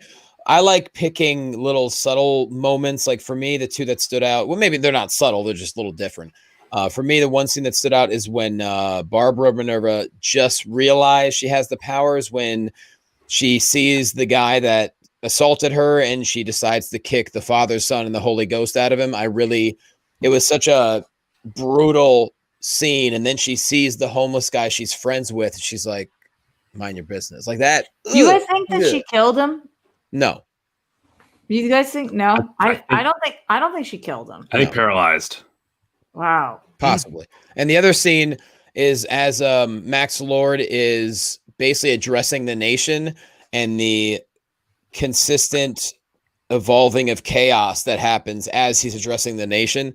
To me, I just like the way that was done. And, and I already brought up the fact that, well, yeah, what about the people wishing for good things? Yeah, take that out of it. Visually, looked awesome. One thing I also love, and it's not getting enough attention. First of all, Adam, did you notice? Did you love Simon Stagg in there? That was awesome. Yeah, I didn't notice that first. The old guy that with Max he wanted the thing with Max, and he's like, "I'm out." That was Simon Stagg. Oh, really? Okay. I love that. I love that little kind of nod that Simon. He says Simon, but then doesn't. They talk about Stagg Industries later, but I love that. But for me, and no one's talking about this. I haven't seen anything. What's the biggest complaint about Man of Steel? That Superman didn't do anything to save innocent people. Have you noticed in this film the dog thing? Ugh. Well, for me, the Man of Steel with the whole he never saved anyone. He didn't worry about the innocents. This movie, do you guys realize how much she saved everyone, bad and good, from being hurt? Yeah. Like she's constantly going out of her way to help people. That one guy, she catches his head before it smashes in the door. She throws the chair to get him. She's getting kids out of the way. The lesson that she learns at the end of Wonder Woman, the first movie, the lesson that she learns is she's about to pulverize what the fuck's her name, Mr. IG champ with the face. Ares? No, the girl. Dr. Maru. As she's about to fucking pulverize her, and then she realizes, like, no, I'm Wonder Woman. I don't fucking kill this person. I let them go. I think it's just so many films. They especially with Superman, he gets it a lot. Like he doesn't try and help people. He doesn't go out of his way to save people. In this film, she's constantly, even the bad guys in the mall, she's going out of her way to prevent them from hurt. Like she's incapacitating them, but she's taking care of it. So I was like, I think that's so great that they addressed that. I'll throw this back on you, Mike, because you've been very positive about this so far. Anything that really didn't work for you about this movie? Come back to me. Let me think. Okay. Well, I definitely know that the rest of here we go. Yes. Here we go. I think the actors in the opening mall scene were in a different film. Oh, yeah. Mm-hmm. That big guy was like, no, the old guy was terrible. The old guy was like the four robbers. I was just like, what film are these four in? They were in Richard Donner film. And the only thing I could think of is one works for me. One, I kind of think, and from what I remember of the film, I think that was the first scene filmed. So I don't know if they were working with the tone still, but on the other hand, the scene of the opening of the film, the whole 80s montage, that is right out of Superman the movie. Yeah. The montage of her doing superheroic stuff. So I kind of went with it. But watching it on my second go round, especially the guy holding the kid over the railing, it was really over the top, the four of them. Because then later we meet, robbers and villains, and it was just, they're kind of more with the film. So those four stood out. I love the fact that they've really solidified her fighting style. Like it worked for me like with Winter Soldier did with Steve Rogers. Watching that film, I was like, oh, that's how Steve would fight. More so than the first Avenger. So this film really solidified her knowing what she's doing. And it makes sense. She's been Wonder Woman for 70 years. She learned her style and how to use the lasso and slide. And so so people saying that there was no action. I'm like, there's four major awesome action sequences. On top of the truck chase too, which we haven't even talked about. On top of that, they talk about we got the villain, and I love the fact that we did have two villains because one was a physical threat, and then at the other one, she let the villain saved the day. Like it wasn't a bash fest. It wasn't a bash fest of fighting. It was more introspective, and the villain was the one that was actually made things right. And I dig that. But for me though, and you know me, I'm the ultimate optimist because I just want to enjoy things. The mall scene, and as someone, you know, we all work very hard in our careers. I'm watching the mall scene and I'm watching these criminals and I'm like, they got cast? Wow, that totally worked for me. I don't know. Interesting, Rock. It just seemed that they were in a different film. It didn't bother me, but I was just like, kind of over top here. I thought it was kind of funny. It was kind of funny. Hey, and that's what's great about a movie. It's different things for different people. Yo, the little girl was the best. The little girl was great. It kind of threw me in. I was like, "Oh, Adam." I know that you said that your biggest issue was with the script, but was there any particular thing that really you were like, "Oh God, if they could change this one thing, it'd make the movie so much better for me"? Yeah, it was just like I said, like the plot mechanics. I think the overall plot needed to be something that got us all more invested. Just because in the comments that I see from a lot of people are just asking too many questions. And at this point, we're past the point of being able to say, well, it's a comic book movie, go with it. It either works or it doesn't. They're all silly films, right? I would say another thing that really didn't work for me was that it had physics that reminded me of Spider-Man 1, the first Sam Raimi film, where a lot of the weight of things didn't feel right. And I don't understand why that should happen in a film like this. Like the weight of how things move and hit. Like, especially a film that's been finished for so long. Like, I don't know. 7 months, yeah. Yeah. So, and some CGI. And this is all the physics, Adam, like the physics, like where she kicked the guy and he flipped several times before she caught his leg. Like more like the way like people are landing, and when she's swinging and landing, I felt that things had more weight in the first Wonder Woman. Like I just felt the concussive more. And it was a lot of it was because of the lasso, because we were just flying around on it. But you know, so that physics and script issues were my. Ryan, what was the standout thing that you really wish had changed? I mean, well, real quick on the physics, when she catches the I think they're Palestinian kids. Yeah, that was. You can't look at me with a straight face. They didn't get concussed or maybe. No, I had a really tough time with that scene. Did you see the hold on a second. The reason, okay, well, hold on. This is why I didn't have a problem with that aspect. This is what I had an issue with, and I'm confused. And this goes back to Adam's point about the rules that they laid out. So in Wonder Woman 1, what we learn is that she isn't giving the lasso power. The lasso, Truth gives the lasso power. So the lasso continues to keep all of its power because in this movie, she's losing her powers, not her resources. Mm-hmm. So when she loses grip of it, right, I was confused because and her inability to have the lasso save them the way that it would have, it felt to me like the lasso was not working, not as much her, because even if she's not Wonder Woman, you're really telling me she can't fucking hold a rope? Like that to me didn't make much sense. And so by the time they hit the ground, I was kind of like the physics of that with the roll situation too. I was just kind of like that moment was off. It was off. I think it was a combination of that and you know what? Here's my Blu-ray quote. There was too much lasso and not enough truth for this movie. Ooh. No. I think my big thing, the leap I kind of had to get over was I wish they didn't flirt with this idea of really all out losing something. I kind of wish we got to see someone either she completely loses the powers. They were flirting a lot with it with Cheetah, and I think they did go full tilt on it with Cheetah. It's just a tip to see how it feels, Ryan. We've all been there before. Sometimes you got to test it out. I wish they went all in. Point about the armor, man. You had a good point about the armor. Yeah, I want to see her fight with powerless and just have to rely on her skill. Like my favorite scene of this whole film is the first scene, maybe. The triathlon. This was dope. I love that. And I was a little. The focus towards the end of that scene is a little weird because she gives her a lesson, and then I ultimately think that scene was kind of just there to show, like, all right, you see this gold suit? She's going to be in that later. No, it was about truth. That was the best thing. This is the same thing they did in the first one. We're going full circle. Diana, you tell the truth or it doesn't fucking matter. And then by the end, that's what we see. I love that was the lesson was you can't cheat. You cannot cheat. And that, not no, because everybody's entitled to their opinion, but fuck, Brian, I did not see it that way. I hear you. Someone made a good point. It's like, I saw in the chat earlier, it's like someone said, what if you wish someone had cancer and you wish they didn't have cancer anymore? It's like, that's not how life works. It doesn't work that way. Of course, you wouldn't renounce that wish.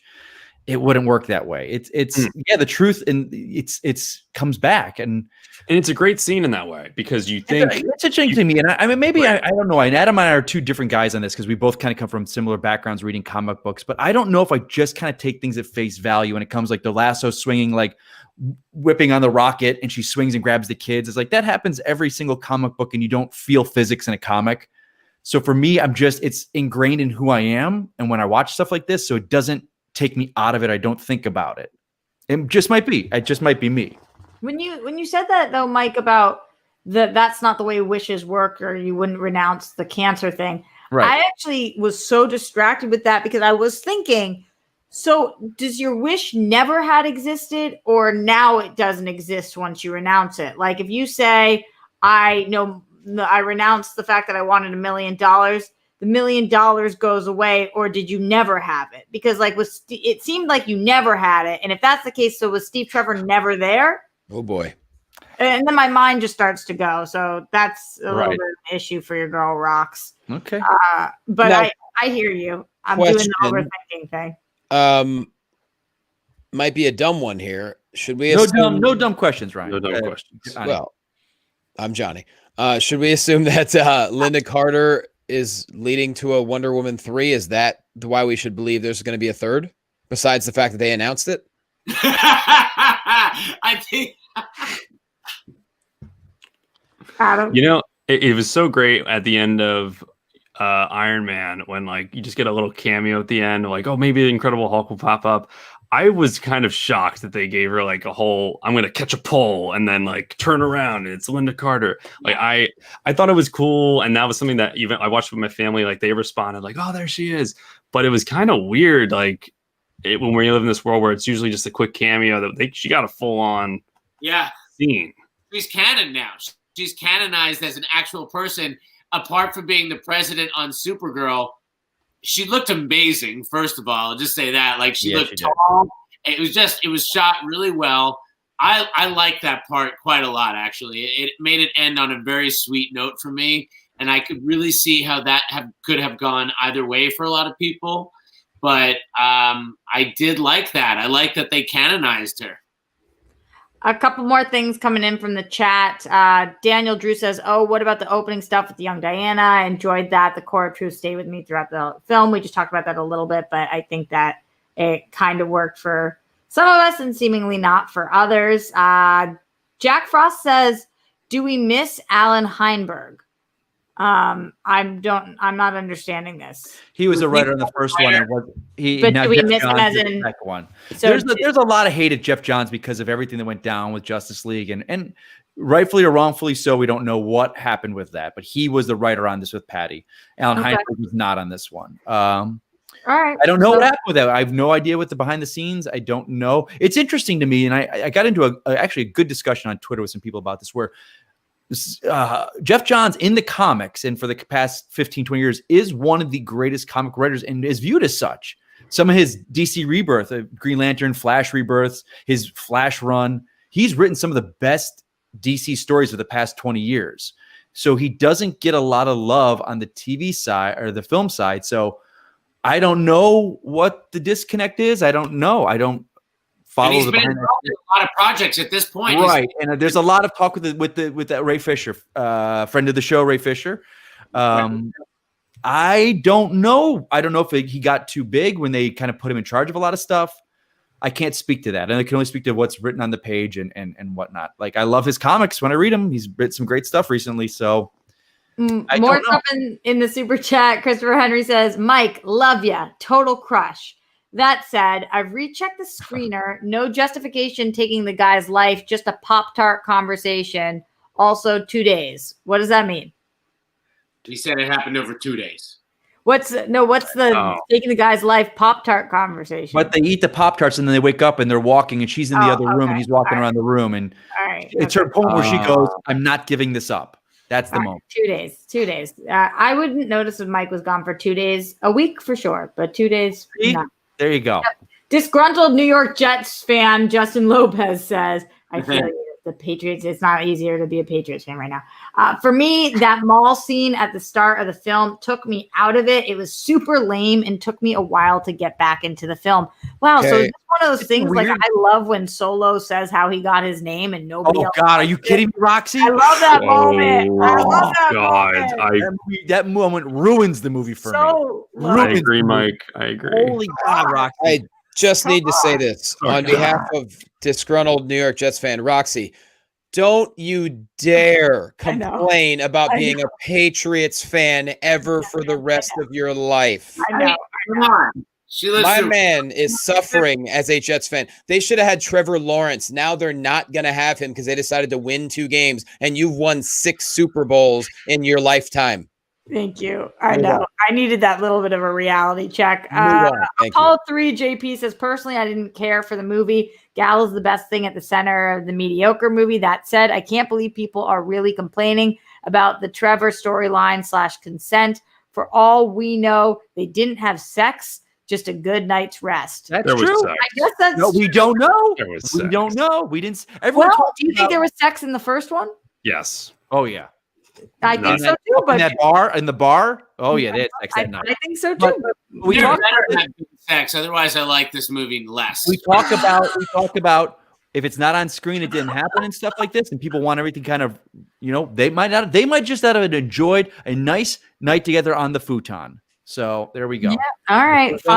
Fine. D Train says, can someone please explain to me why Steve Trevor had to take over someone else's body? Why couldn't he appear out of thin air like that wall in Egypt? Because it doesn't add better story.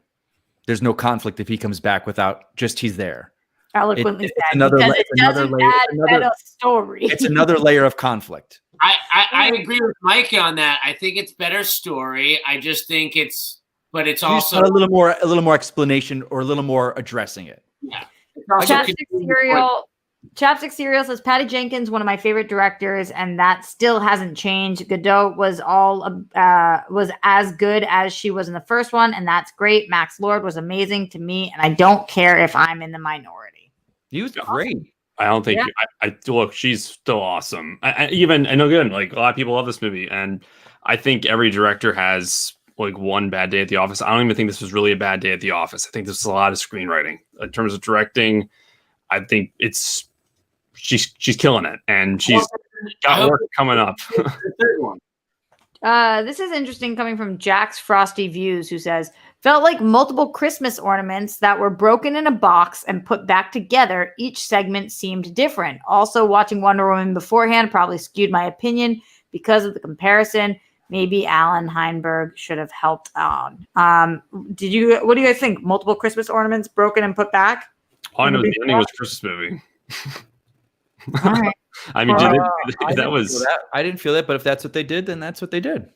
All right. D-Train says, yo, Mike, that score when Wonder Woman was flying was also from the movie Kick-Ass, where Hit Girl was trying to save her father in Kick-Ass in that warehouse scene. It makes a good point you say that score, I stop when what I'm doing and listen. It's funny you say that because I think I bought the score to that and it's not on there. That track, because it's a separate track, like the Wonder Woman score I have, this song is not on there because it's licensed to something else. That makes perfect sense. So now I've been tweeting out to Hans Zimmer. I want to know his thought process with him and Patty saying, let's put this piece in there, because Hans Zimmer's created some of the greatest superheroes. His Wonder Woman theme, we got to hear that again. The great theme that he created in BVS. Oh my God, how can we not talk about this? I'm forgetting this. Here we go. Another moment of mine. How did you guys not talk? And we didn't talk about this when A Beautiful Lie came up at the end of the film. Bruce Wayne's theme with the Martha moment. That's A Beautiful Lie. That's the film. That's the score from BVS.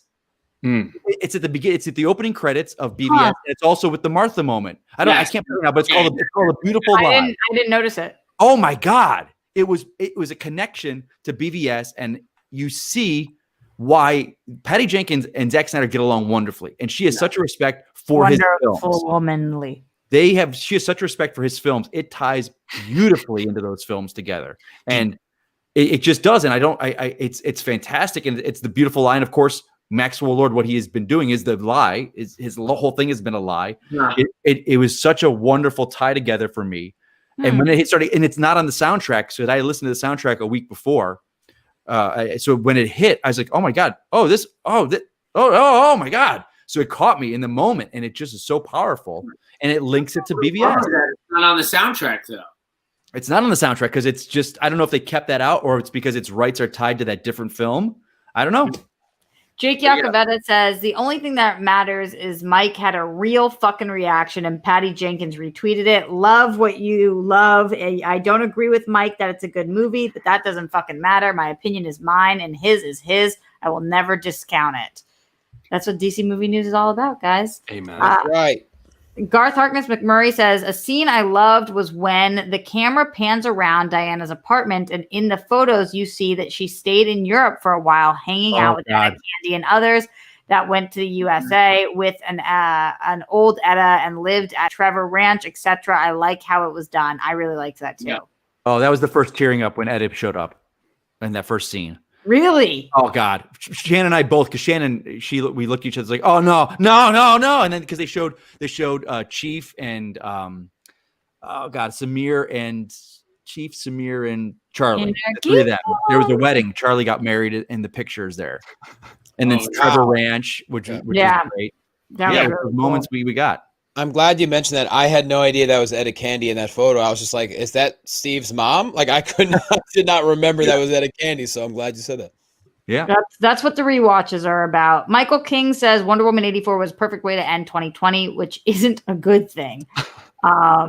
Wolf, what a comment that is. Again, to each their own. JJ Monahan says, I know you all mean well, but think about the sex scene. If the gender roles were reversed, we'd all be disgusted. It shouldn't be different. Men's consent matters too. I don't care if gal is hot. No one's saying that. No one's, listen, you do you on this one. I don't even know how to respond to that. I do agree that, like, you know, have you guys rewatched Revenge of the Nerds in a while?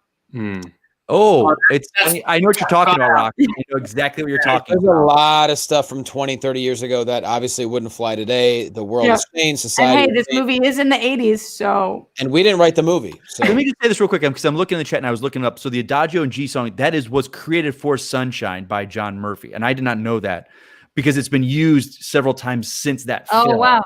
Wow. But I guess there was an interview with Patty talked about it. Do you want to so there's an interview where Patty talked about how they made this decisions where John Murphy track from Sunshine got the rights. Do you think Patty will get final cut on Rogue Squadron and Cleopatra? So the first part. Well, Jack. Yeah, thank you, Jack, for bringing that up. I'm going to look that article up. It's so interesting. I don't know why he would choose to use another composer's work. There's got to be a reason. Yeah, I'm fascinated. Yeah, thank you, Jack. And what do you guys think about the second question about Patty getting final cut?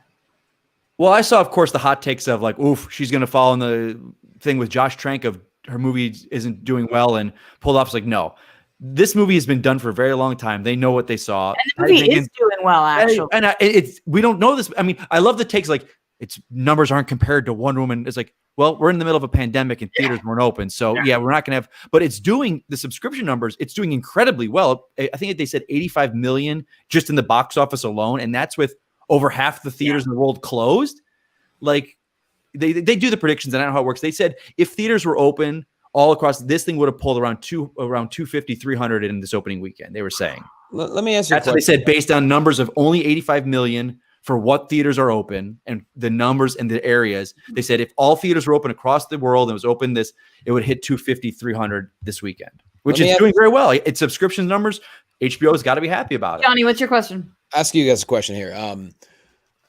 The whole body swap thing and then Diana and Steve possibly hooking up, is that anywhere in the comics? Is that canon, or is that something that was specifically for this movie? And if it wasn't, is this the kind of thing that you think that, say, Patty and someone else, will they actually provide an answer for that? Because, I mean, yeah, do you think they thought of this? Because I watched the movie, and obviously I see the people's comments, and it's a valid comment to make.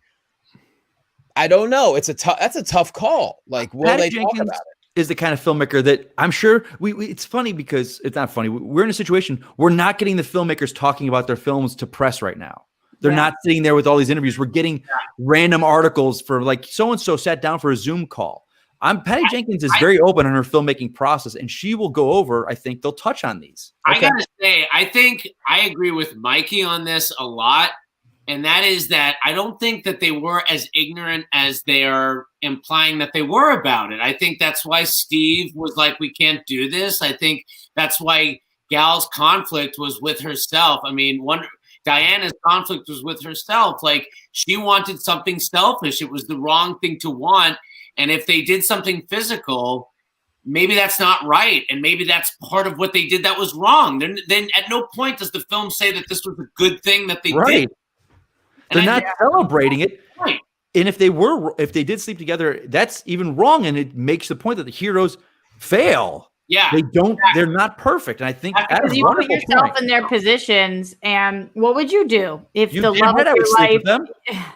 Yeah. I'm like, maybe that's not right. And it's not right. But how often all five of us do things in life we look back, it's like, wow, that was the wrong choice I made. I wanted to do it, but it was wrong. We're human, and it proves that.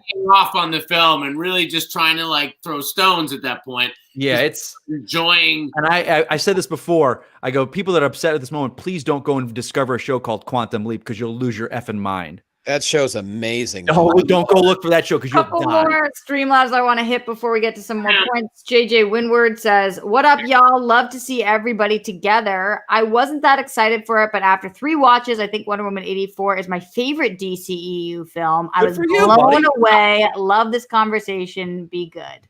Good for you, pal. Hey. I gotta say, I liked it. Shannon is a little pissed at me because I watched it without her last night. But I'll say this: that's the benefit of streaming, buddy. It was 1 o'clock last night. I was like, you know what? I want to watch Wonder Woman 84. I'm going to watch it. And I did. Like, the second time hit me better. Like, I was like, I think my rating of it would stay the same. My second time hit me a lot better. It's weird. It's really like, it really hit me better. Yeah, it was a lot better for me, I will say. Matthew Gold says, I don't like how Max Lord knew about Dreamstone the whole time. Didn't make sense. I think, buddy, to address that point, when they go into his office, he's been researching this thing for a very long time. Mm-hmm. You know, and I think in a movie that's 2.5 hours long, we can't see that. We got to sacrifice some stuff. And we got that when they were like looking at his office and there's like the drawings and he knew about it. He knew where it was and where it had been. He'd been tracking it. You know, stuff like in BVS, we get the whole Bruce tracking the white Portuguese, the ship with the kryptonite meter. Max Lord was doing a lot of stuff like that. We just didn't see it. Right. Deflated Brady in the Streamlab says, how can Pedro Pascal still look that hot with that ridiculous hair? Ryan, care to answer? It's all about the coif.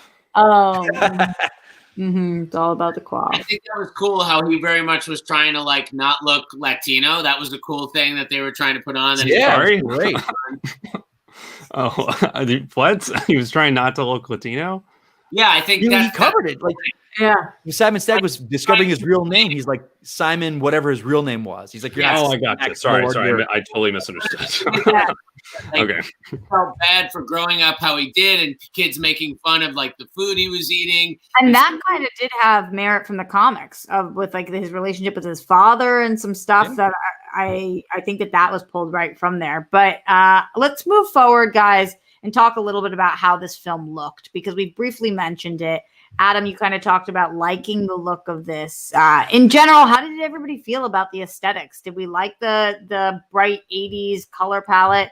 We astutely have this neon background. Thank you to Adam for recommending the neon that's taking place here. How did we feel? Like I said at my opening thing, it did what the good sequels do and went 180 degrees and gave us something different. It didn't put us in the same palette. The same style of the same film. And that's striking a lot of people the wrong way. But again, to the marketing, I knew what I was getting going into this.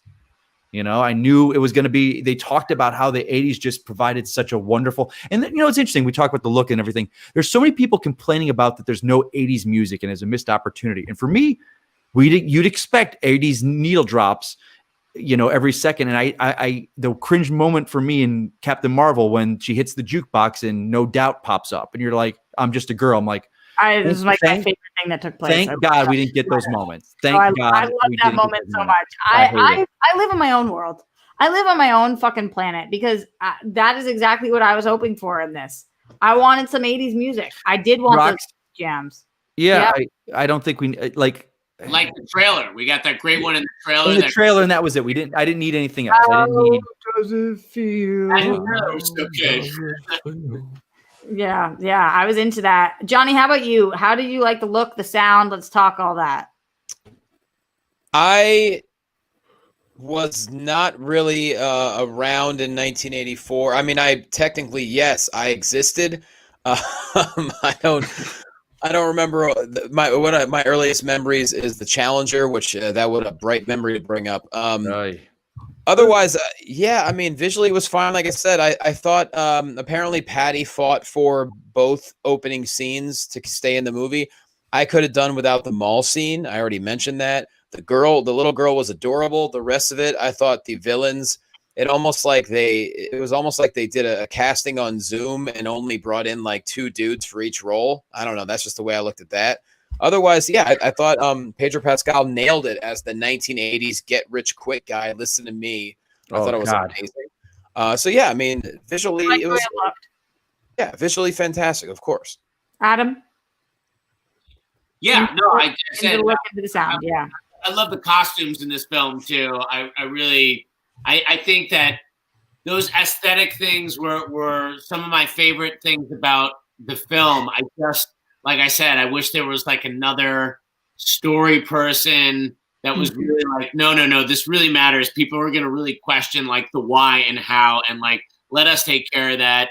And like somebody else, I wish there would have been more people involved with like the physics, the way like how the action landed and hit. I wish there was like somebody that was better, that was in charge of that, because there are a lot of things that Patty Jenkins obviously brings to the table that are so wonderful, and just the way things are shot and like some of the shot choices, like it's clearly directed by a really talented director. We are getting out of here really soon, guys. So as we think about, we're going to make up our own rating systems. Each one of us is just kind of going to fly by the seat of our pants. But before we do that, Jack Frost in here says, whatever I thought about the film personally, I really like Pedro Pascal's performance, no matter how the character was written or their motivations in the script. I think that's totally fair. Yeah.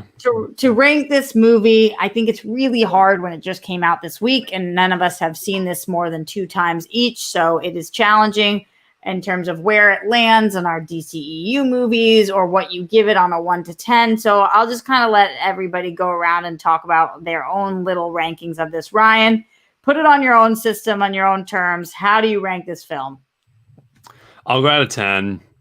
I think where I'm at right now is a 4 out of 10. Again, it's still disappointing. I don't think that this movie is terrible by any stretch of the imagination. I just think I was really disappointed with it, to be honest. But there's a lot I still liked. Like you guys were just commenting on the look. I thought this movie looked great.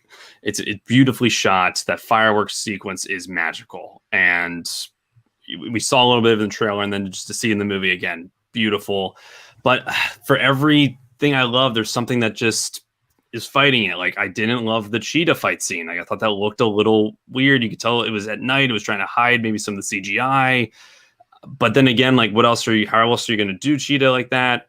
I had some issues with some of the rules. And that finale, the first Wonder Woman's incredible. And that third act, people always kind of hype on, like, all right, he got a little too CGI for me. This movie, I think, throughout, it was just a little bit of a mixed bag, where every time there was something I was really into, there'd be 3 things I wasn't into. And for a movie called Wonder Woman 1984, but there isn't a ton of Wonder Woman in 2.5 hours. Like, I really only think there's about 30 solid minutes of her in the suit, in the lasso, being Wonder Woman. And the last thing I'll say, just for this rating, is another huge leap for me was, I'm going to touch everyone through the particles of the TV. That was something, again, I was like, man, I'm just not understanding what's going on here in terms of all the rules with like the wishing. And it just is a little bit convoluted for me. So I'm a 4 out of 10. Okay, Johnny, rank this how you will. I mean, I can't follow up Ryan bringing up all those great points. I was about to give a fake defense of Wonder Woman and say, Ryan, you don't realize she's a detective. Wrong movie. Sorry. All right. Definitely behind Wonder Woman, the original, the first film, I should say. Behind Aquaman, behind Shazam. I mean, if I'm going to give it a 0 out of 10, like I said, I'm an easy hit. So I'm 0? I'm gonna go 6.5. I need to watch it again, and preferably I want to watch it, with someone who's also invested in it. Like, I don't know. I need to watch it again and really pay closer attention, because I was trying to get this, like, I was trying to watch it in a rush is what I'm trying to say. And it didn't absorb well for me, but. Okay. Adam, what's your scale? I'm going to try to just put it somewhere in the DCEU rankings, I guess. Mm-hmm. And it's somewhere in the middle of the pack for me. If I'm just thinking about enjoyment of the film, I enjoyed it more than Aquaman and maybe less than Birds of Prey, because I think Birds of Prey also had like lower expectations. That movie made me laugh genuinely out loud a bunch of times. But the expectations on this movie are admittedly very high, because the more I think about it, I think Wonder Woman is the best DCEU film. I put it above Man of Steel. I mean, hands down. I watched it with my fiance for the first time a couple of weeks ago. And you know how when you watch it with someone who's never seen it, you kind of lock in more. And man, that film, the stuff that I didn't like about that film bothered me less. Because the third act's actually good. And people stomp on it, but yeah. Okay. Yeah. So that's what I'm saying. Middle of the pack and better than Aquaman, though. I haven't watched Aquaman a second time. It was so forgettable. This film was very easy to watch a second time. Again, I think that's also part of HBO Max. Would I have gone out to a theater a second time so quickly? Definitely not. But it is interesting that I can dive back in and again. And I am looking forward to seeing it a third time. And us talking about it and hearing what Mikey has to say and Johnny has to say has only made me want to watch it again. So, and you bring up a great point. Like in the first movie, there were just more lovable characters. We had Etta Candy. We had those. You just reminded me of how awesome the soldier buddies were. They were adorable, and also obviously very lethal, but they were adorable. And I want to hear from Mike. Where are you putting this on? What kind of scale? And how? I've been doing a 1 through 10 or 0 through 10 always. And after 2 viewings, and I'm staying by my original view that someone said, I'm going to go with a solid 8 for me. It's a solid 8. Strongly on Gal and Chris. Roxy, you and I've talked about this. We disagree on many things. We agree on this. As bad as Amazing Spider-Man 2 is, the chemistry with Peter and Gwen in that film is one of the best chemistries in a comic book movie, hands down. They are so good. And Gal and them together, it just hit me in the right moments. Being a fan of the Wonder Woman 8, the TV show, and Linda Carter, this film just hit for me. As far as where it is in the DCU for me, Wonder Woman is the gold standard. Shazam is a second for me. My Birds and Aquaman flip, depending where I've seen Aquaman more than I've seen Birds. There's some issues with Birds for me where I'm like, man, I think the Cassandra Cain was a waste. They should have made her some random named character and not done Cassandra Cain. That hurts me. The film with the Huntress never going full on costume hurts me, or hurts my love of that film. Aquaman is, like, to disagree with Adam, they full on said, you know what? We're not saving anything for the sequel. We don't know if we'll get one. We're going full on. We're putting him in the costume. We're having him riding a damn seahorse. I love Aquaman. And it's not even one of my favorite characters. I could care less about the character in the comics. But so this is probably going to fall maybe between 4 and 5 for me so far. Justice League is above this or below this? Well, Justice League's my least favorite of all of them. So BVS is above this or below this? BVS would be below this. Man of Steel is above this or below this? It's below. My ranking is, from what I remember, I did it with. Do you understand how similar our rankings are? It's Wonder Woman, Shazam, Mike, Birds and Aquaman. Mike, Birds and Aquaman. What is happening right now? Just listen. Shazam, Wonder Woman, Wonder Woman, Shazam, Birds and Aquaman flip for 4 or 3 and 4. They flip for me. BVS, Man of Steel, Suicide Squad, Justice League. Where's 84? And now 84 is falling like in this 4 and 5 area. Aquaman is probably gonna stay at 3, and Birds and Wonder Woman 84 are gonna be flipping back depending on how much I haven't watched Birds since it first came out on Blu-ray. So good. Suicide Squad is next to Justice League. It's better than Justice League to me. Yeah. Right, but it's down there. Yeah. Yeah. And then I'm going to add Snyder's Justice League when that comes out in 2-3 months. I'm going to put that in there because that is considered for these films. So I think we have more in common than we think sometimes, Mike. I know we do. And don't get me wrong. You guys know I love BVS. You guys know I love it, but there's so much in the film. It's so heavy. I don't rewatch it as much as I watch a lot of the other films. I just admire what they did in this film. What strikes me, it's the love of the characters, the love of Wonder Woman 80, the TV show. But what strikes me, and I give it such a good ranking, it took chances. Did they work, all of them? No, but as a sequel, and you talk about, Johnny, you bring up the trope of we love the characters. Well, they didn't give her 3 new characters and sidekicks to fall in love with. They didn't give her a bumbling sidekick like an Etta Candy character. Like, hey, remember in the first one? And this is why I do love Die Hard 2. I really do. Die Hard 1 is a great film. Die Hard 2, they didn't give us an Al Powell character. They went the opposite way and gave us the Dennis Franz character. Like, sequels that stick in what you love and they give you more of it, they don't do anything new, hey, okay, good for them. Like Temple of Doom, my analogy will always stand. They gave us, this is the Temple of Doom of Wonder Woman. And a lot of people don't like Temple of Doom for the Indiana Jones films. They don't like it. But there are those of us that love Temple of Doom for what it did. It's not a better film than Raiders. Raiders is a much better film. But for me, it works. So there we go. The Temple of Doom had moments that you'll never Temple of Doom has great moments. And for me, Temple of Doom works incredibly well. What are we grabbing? Art. Kalima, Kadum Shiva K, Bishkateo. My ranking. You betrayed Shiva. I think that I am ranking myself between you guys. And I fall right after Mikey, but above Johnny, who's probably above Ryan and Adam. So my ranking on this is that would give this a B-B, somewhere in between in that grade range. I think that this movie is super, super solid, good. Parts that I loved, parts that didn't work for me, but in general, I liked it a lot. And it's still a Wonder Woman movie, and she's still my favorite, so I still got that. Yeah. And that's how I would rank it.